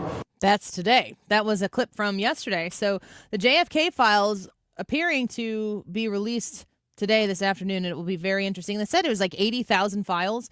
And what I read, right here, Kate Hyde on, oh, no, that's not right. That's a joke. First documents from the JFK files have been released. All I have to say is wow. And it just says July 18th, 1963, to whom it may concern, I have information that will lead to the arrest of Hillary Clinton. And it says sincerely, John F. Kennedy. I don't think that that's actually the factual information that was released today, but we will wait and see. Yeah, you got to wait and see. I mean, I don't know if 9/11 is our JFK, like wanting to know the full story behind it. I don't think that we, who did not live through that absolutely tragic event of seeing your president of the United States shot live on television, I don't think that we crave the conclusion of the story the way people who saw that did. They always, everyone always says, I know where I was sitting. I remember the desk I was in. I want the JFK files to be released because I want the information out there. It belongs to the American people. But I don't, like when we talk to people who weren't alive or don't know of September 11th, the way we watched it happen, there's just a difference to it. And I wonder if I guess it's a little bit different because it's not quite an incident so much, but if COVID would be that for the next generation. Obviously, we all lived through that too, but if that would be the one that people go, oh, I remember when they started shutting things down or something like that, March 15th of 2020. I'm not optimistic that there's going to be anything in these that's going to be earth-shattering. It's just been too dang long, and there's too many people whose hands have been on them that anything that would be that much of a bombshell, there's so much time for them to get rid of it that by 2025, I just don't see it. Are you interested to see what's released? Like, are you going to pay attention to it, or is it just like if you catch the headline, you catch the headline? I think I'd like to read up on what's in them, but I'm not expecting much. Are you, Brad? I think I'm with you on this where I'm interested in a way, but I don't have to know. If the JFK files never got released, I don't think that I would lose any sleep over it. But the curiosity in me would want to know, and once they are released and information starts coming out, I'll start digging into it. But here's the YouTube live chat poll for today. Will President Trump successfully broker peace between Russia and Ukraine? We'll wait and see if we get those JFK files. Maybe they'll come out during Reardon show, so you're going to have to keep it here on 97.1 FM Talk. Brad, what do you think? Do you think Trump's going to successfully get peace between Russia and Ukraine? Yeah, I definitely think that he will, and I think if I made a prediction about it, I think it's a piece that neither side is going to love, but it'll be a piece that each side will have to accept because deep down, I think neither the Russians nor the Ukrainians really want to continue fighting. I think they're over it. I think the world's over it. And I think once that there's just a reasonable opportunity for peace, they'll get it done, and Trump can make that happen. Sounds like a compromise. What do you think, Brian? Do you think he'll be able to do it? I do. I'm a yes on this. I don't think it'll be immediate. Although, gosh, the stuff that's coming out sounds like it's moving faster than I thought it would. But I don't know. I am a yes on this, though. I do think that they will come to a conclusion. Before I get to the results, the Fox News report today says President Trump spoke with Russian President Vladimir Putin for at least 90 minutes Tuesday about ending the war in Ukraine. The White House said, noting that the two leaders agreed that, quote, negotiations will begin immediately in the Middle East. The two leaders also agreed to a ceasefire against energy infrastructure, both sides said. Trump described the call as, quote, very good and productive on Truth Social. Quote, many elements of a contract for peace were discussed, including the fact that thousands of soldiers are being killed. And both President Putin and President Zelensky would like to see it end. That process is now in full force and effect, and we will, hopefully, for the sake of humanity, get the job done. We asked you to vote and tell us if you think that Trump is going to be able to get peace between Russia and Ukraine. And with votes coming in right now, 232 votes on this poll, which we didn't talk about a whole lot today. Yes, you think they will. 88% have confidence in President Trump. We shall see. There could be developments before our show tomorrow. Keep it here on the Mark Reardon Show on 97.1 FM Talk next. We all hear the radio ads about the IRS. They tell you to be afraid, to be scared, and they try to frighten you into calling. I'm not here to do that. Tax Relief Advocates is different. TRA is here to tell you that if you owe money to the IRS, whether it's $5,000, $50,000, or $500,000, we have a solution. It doesn't matter if you're sitting in your car, at work, or with your kids. No matter where you are, call now. 800-575-6986. Don't lose hope. TRA can eliminate or reduce what you owe to the IRS. Generous programs are now available that can give you a fresh start. Our passion is taxes and helping individuals fix their IRS problems. We have over 1,000 5-star reviews on Google and an A+ with the Better Business Bureau. You don't need to be afraid of the IRS any longer. End your tax nightmare today by visiting us online at TRA.com or call 800-575-6986. That's 800-575-6986. Tax Relief Advocates. Real solutions for real people. We, without hesitation, recommend that anybody work with ThrottleNet. The experience will be as good as it's been for us, for anybody, because you'll get a true partnership and you'll be able to rest easy that you're going to get the service that you need while they're also doing all those things that you don't want to have to think about, that you don't want to have to worry about. They're always doing that in the background for you. Don't wait for your next IT crisis. If your business depends on technology, you need a partner that's got your back. Contact ThrottleNet.com to get a free IT evaluation evaluation and see how we can support your IT everything. Gain peace of mind that your flooring and carpet installation will be done right the first time when you hire the experts at Michael's Flooring Outlet. They give all their clients attentive personal service, even bring toys for the kids of the household. It's a family-owned and operated business for 25 plus years. They make sure you make the right choice for your home. So if you have carpets or hard floors, you're going to be happy for years to come. 3 convenient locations in St. Charles County, 116 Main Street, in Old Town St. Peters at Mid-Rivers and Highway 70, in West County on Olive, and the store in Darden Prairie. Michael's Flooring Outlet, igotfloor.com. Put on your dancing shoes and pick up your phones. It's time to make picks on March college basketball. And with Underdog Fantasy, you can bring that excitement to wherever you watch. Playing on their app is as easy as choosing higher or lower on a player's stat lines like points, assists, rebounds. If you're doing the NHL, it's goals. You get those picks right, you can win up to 1,000 times your money. Millions of fans have already won billions on Underdog. Will you be next? Get in the game by signing up today for Underdog using the promo code MARKR. That will claim a gimme pick as part of your first cash entry, plus up to $1,000 in bonus credits.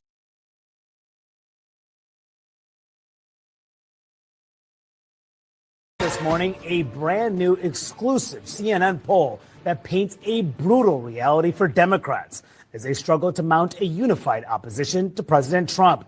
Americans' favorable views of the Democratic Party's brand are at a record low, just 29%. That's compared to 36% for Republicans. It is the lowest ever recorded for Democrats in CNN polling going back more than 30 years. As you can see, the party's numbers dropping a staggering 20 points in just 4 years. Well, CNN having to do the tough thing, report on their own polls to say the Democrats are in the tank. And they're not looking like they're trying to get out.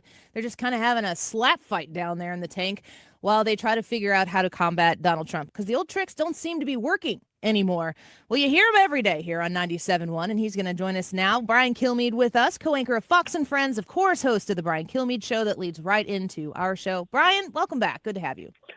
Thanks for having me on. Appreciate it. Going to be seeing you soon. That's right. This Saturday, I think I was just talking a few VIP tickets left. I'm going to be joining you at that VIP event. People can go to 971talk.com/events. The History, Liberty, and Laughs Tour. I can't wait for this, Brian. Tell us a little bit about what this event's going to be, maybe even a little bit different than when you've been here before. I think it's going to be very different. I mean, in the past, you guys have been great when I've had books out, but I've never really put the whole thing together in one complete show. So gradually over the last 4 years, rather than wait for a book to come out, I thought, what if I could just hone a patriotic, historical, fun event into History, Liberty, and Laughs, where I go through America's timeline and kind of push back against 1619 Project. I talk about the war on history that we're looking at right now. Also give people an idea of my backstory, their backstory, and with my 2 books, The Games Do Count and It's How You Play the Game. So talk about sports and the role it plays, whether you become Michael Jordan or you don't. So why you do it. Yeah. And that's we pretty much made it to one show, and Fox Nation joined on it. So we're probably going to be streaming that live too, perhaps, on Saturday night. That's exciting. But I've done it before. And I bring 2 of my friends who are actors, comedians, and we reenact moments in history, and we kind of make it more fun and entertaining. Well, tickets, I know there's a few VIP tickets left, 971talk.com/events at the Factory. It's this Saturday, March 22nd at 8 p.m. I am very excited to be there. The whole crew is excited. People can go to briankilmeade.com as well for more details. I played that little clip there at the beginning, and just the CNN doing a spot on the polling that they have that says the Democrats are in the tank. Do you see a light at the end of the tunnel for them right now? Oh, yeah. I mean, things can change, but they have to figure out why they should change and which they should change. Should they become more lefty? Should we go to bat for TDA, the prison gang that we put into El Salvador, or MS-13? Or do you want to go with Mahmoud Khalil, who's a Hamas sympathizer, Palestinian from Syria, who managed to get him into Columbia, where people I know with 105 averages can't get into an Ivy League school, but a guy from Syria hanging out working for a nonprofit in Britain gets into Columbia. That's interesting. And then when he does get into Columbia, he foments unrest. And at 31 years old, despite graduating, he lives on campus housing and continues to negotiate insurrections where he takes buildings over and then deals with faculty. So Trump tossed him, and that's where the Democrats come in. They're going to go to bat for him. Just a wonderful human being who hates Jews and hates Israel. Wonderful person to get behind. Yeah. So, I mean, if they continue to do that and make sure that men play in women's sports, good luck with that. And that DEI and meritocracy is no longer something America should stand for. Good luck with that. So they have to decide what issues that actually resonate with the American people. I know that I love listening to you leading into my show, talking about foreign policy. You're very knowledgeable. You have the best guests on your show nationally, so it's always very informative. I was a Marco Rubio fan in the 2016 election. I think in the state of Illinois, I voted for him, even though he was still on the ballot, but he had dropped out. Donald Trump, of course, the rest is history.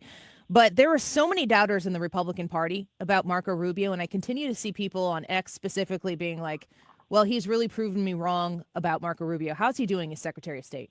I think he's doing really good. Keep in mind, he's Secretary of State for a president. I don't care if it's Richard Nixon or Barack Obama. You don't go out there and say, Barack Obama's policy is this, but mine's this. Mm-hmm. No, you go ahead. You say, okay, I can read Trump. I will go over. I'll do my assignment, and I'll also have a certain amount of freedom from my 25 years in this, 25 years in public office and my, I think, 18 years in as senator, where he became well known and respected as a great international relations mind. So he's also fearless. It's fantastic on the Sunday shows. So when people go to target him and mock him, it's just not going to work. Yeah. So I think he's doing well. Didn't stop the New York Times 2 weeks ago for saying Marco Rubio, how long can he last? This week was Michael Waltz's turn. If you read the New York Times, the story was Michael Waltz, how long can he last? He's disliked on both sides. And I'm thinking to myself, I know for a fact that's not true. Mm. Both sides meaning way left and way traditional Republican. Way right, like Steve Bannon, or more like a traditional Republican, maybe like George W. Bush or Condoleezza Rice. So, he came up and his first office job was Dick Cheney. But if you read his record, if you've tracked him, he's fantastic on foreign policy, knows how to fight wars, and he actually knows how to conduct from the diplomatic side. And I just watch these people write these stories, how they're on the outs with Trump. I don't even, where are they getting this from? I know for a fact it's wrong. Yeah. We're speaking with Brian Kilmeade right now here on the Annie Frey Show, talking a little bit about the Democrats and them needing to find out what they actually stand for. Their true north has always been Donald Trump, the opposite of that. And it's not proving to be fruitful for them really anywhere right now. In your opinion, where would the Democrat winning issue be? Where could they rally to get some of the support back in a broader Democratic base? Trump's winning that much? Well, they just got to pick. I think they got to pick the issues. Yeah. That would be, they can go with Trump. For example, you like the idea of cutting government. You like X, Y, and Z, but you don't like this. You like the idea of building up defense. You like the idea of dealing with Russia and Ukraine, but you don't like he's too tilted towards Russia. But you don't blow up everything that Trump does. And I think you got to stand for innovation. For example, anybody who says, why are we cutting government? Well, $36 trillion in debt. Why are we trying to fix Social Security? Because it's about to go bankrupt by 2030. So why are you focusing on Medicare? Because there's so much fraud in the system. And right now it's teetering on unaffordable. We can't afford it. How are we going to handle it without cutting benefits? What is your idea how to do that? How are you going to go into a system that's run on cobalt? I'm talking about the Office of Personnel Management in our government. What is your idea for making it leaner? Because the status quo doesn't work. Pushing back on Elon Musk and saying you don't like Tesla is not a policy. So what is your way of getting the $36 trillion in debt? Bill Clinton did it with Newt Gingrich. Is Bill Clinton not available for you to call him? Is there nobody out there? Is there not a Treasury Secretary potential among the Democrats out there that will just look at a hard look at the numbers and come up with their own plan rather than saying that Elon Musk is a bad person? So that's just it. Come up, look at the issues are today. They're probably the same for both parties, and tell me how you'd solve them, rather than how bad Donald Trump is, because it doesn't work. He got elected twice, and he hit more Republican votes than anybody else in history when he lost. So if you just want to keep saying how terrible he is, you're insulting the people that voted for him, and he's done in 3 years. Yeah, they're going to have to think of something outside of Trump bad to bring people back together. Gavin Newsom is crossing the aisle to bring the Charlie Kirks and I guess Steve Bannon's of the world over onto his podcast. Is this all because he's looking down the line to be the president of the United States? Yeah, no question. But please don't buy it. And I give him credit for doing this. Mm-hmm. If he wasn't in office, I'd go, wow, that's kind of interesting. He's trying to remake himself. But he actually could do all the things right now that would show that he's realizing his attack on homelessness, his approach with illegal immigration, his approach with trans men and women's sports, his approach with the budget. All these things he could start implementing some moderate views as governor. And people could say, wait a second, you only changed to be president. Okay, have that debate. But you think you're going to do 3 podcasts and back open to Steve Bannon and Mike Savage, two of the most extreme people Republicans could possibly produce, a lot of Republicans don't agree with either one of them. So he listens. But the thing is, you're in office. So when people say, he's making a lot of sense, I go, but what has he changed in terms of policy? You know what he did? Even though his state is buried in debt, I think he put $20 million to Trump-proof. He put it into a general budget in order to legally fight what Donald Trump is doing. So don't tell me you're open to changing and acting more moderate when your actions tell a different story. Your podcast is something different. I think he's making money off it. Not that he needs it. I hear he's rich. And also this book out right now talking about how he's bought and sold by China. So when he was mayor of San Francisco. And it's hard to imagine him not, judging by the way he rolled out the red carpet for the Chinese president 2 years ago. Yeah, the only thing that got him to clean up San Francisco at the time. Brian Kilmeade, thank you. We are excited for you to be here this weekend. Hopefully we don't have any of that wild weather that we had in the Midwest last weekend, and it's going to be great. VIP event, VIP tickets, a few remaining. Like you said, this is not going to be the same type of show that you've done here before. It's a whole different ball. All I could tell you is I had a meeting. We had a big meeting yesterday, and we have Mark Cox and Mark Reed and Reardon don't know it yet, but they're in it. Would you, Annie, would like to be in any of when we bring history to life? Would you like to be a part of it? Brian, I feel like I've been set up here. Yes. Because Trisha came up to me and she said the word skit, and I felt all of the blood rush out of my face. I don't know if I'm made for this moment, Brian Kilmeade. I think you are, because we're not looking for great actors. Well, then I'm looking hearing for people that care about history and want to have fun. But I would just feel really bad if we did the whole show and you thought, Brian didn't ask. Okay. I am officially asking. You have to reject me. Oh, so just think about it. Talk to your people and tell me. I don't have people, Brian. You want to be in. I don't have. Brian, she's not a great actress. She's perfect for this. Thanks, Brian. I appreciate that. No, there's nobody great. We're just having fun up there, and we're just doing it for the people who love you most. And the 1,700 will be there in the audience. Well, and they're going to say to you, "Why, Annie? Why didn't you do anything?" Because I was scared. That's why. I was terrified. I can talk about this He's stuff. such a pro. He's going to bring you along. Yeah, I just you can lean on him. If I end up in this thing, it's because Brian publicly put me on the spot, and I love the people who listen to the show who are going to go sell out those VIP tickets, and then we'll see how that goes. We're dangerous because we already sold more tickets than ever. Well, we're very close to a sellout. And I think until we sell out, if we sell out, I'll do the skit. We're very close. How could you possibly turn down an opportunity to be in front of your home listeners? Isn't there another way? No. No, there's not. All right, fine, Brian, I'll do it. Gosh dang it. I'll do it. All right. This is a lot. I'm telling the producers, we're ready. All right, Trisha, I'm going to kill you. Thank you, Brian, sort of, for coming on the air. We appreciate you. We'll talk to you soon. All right. See you this weekend. Bye. Bye-bye. Brand new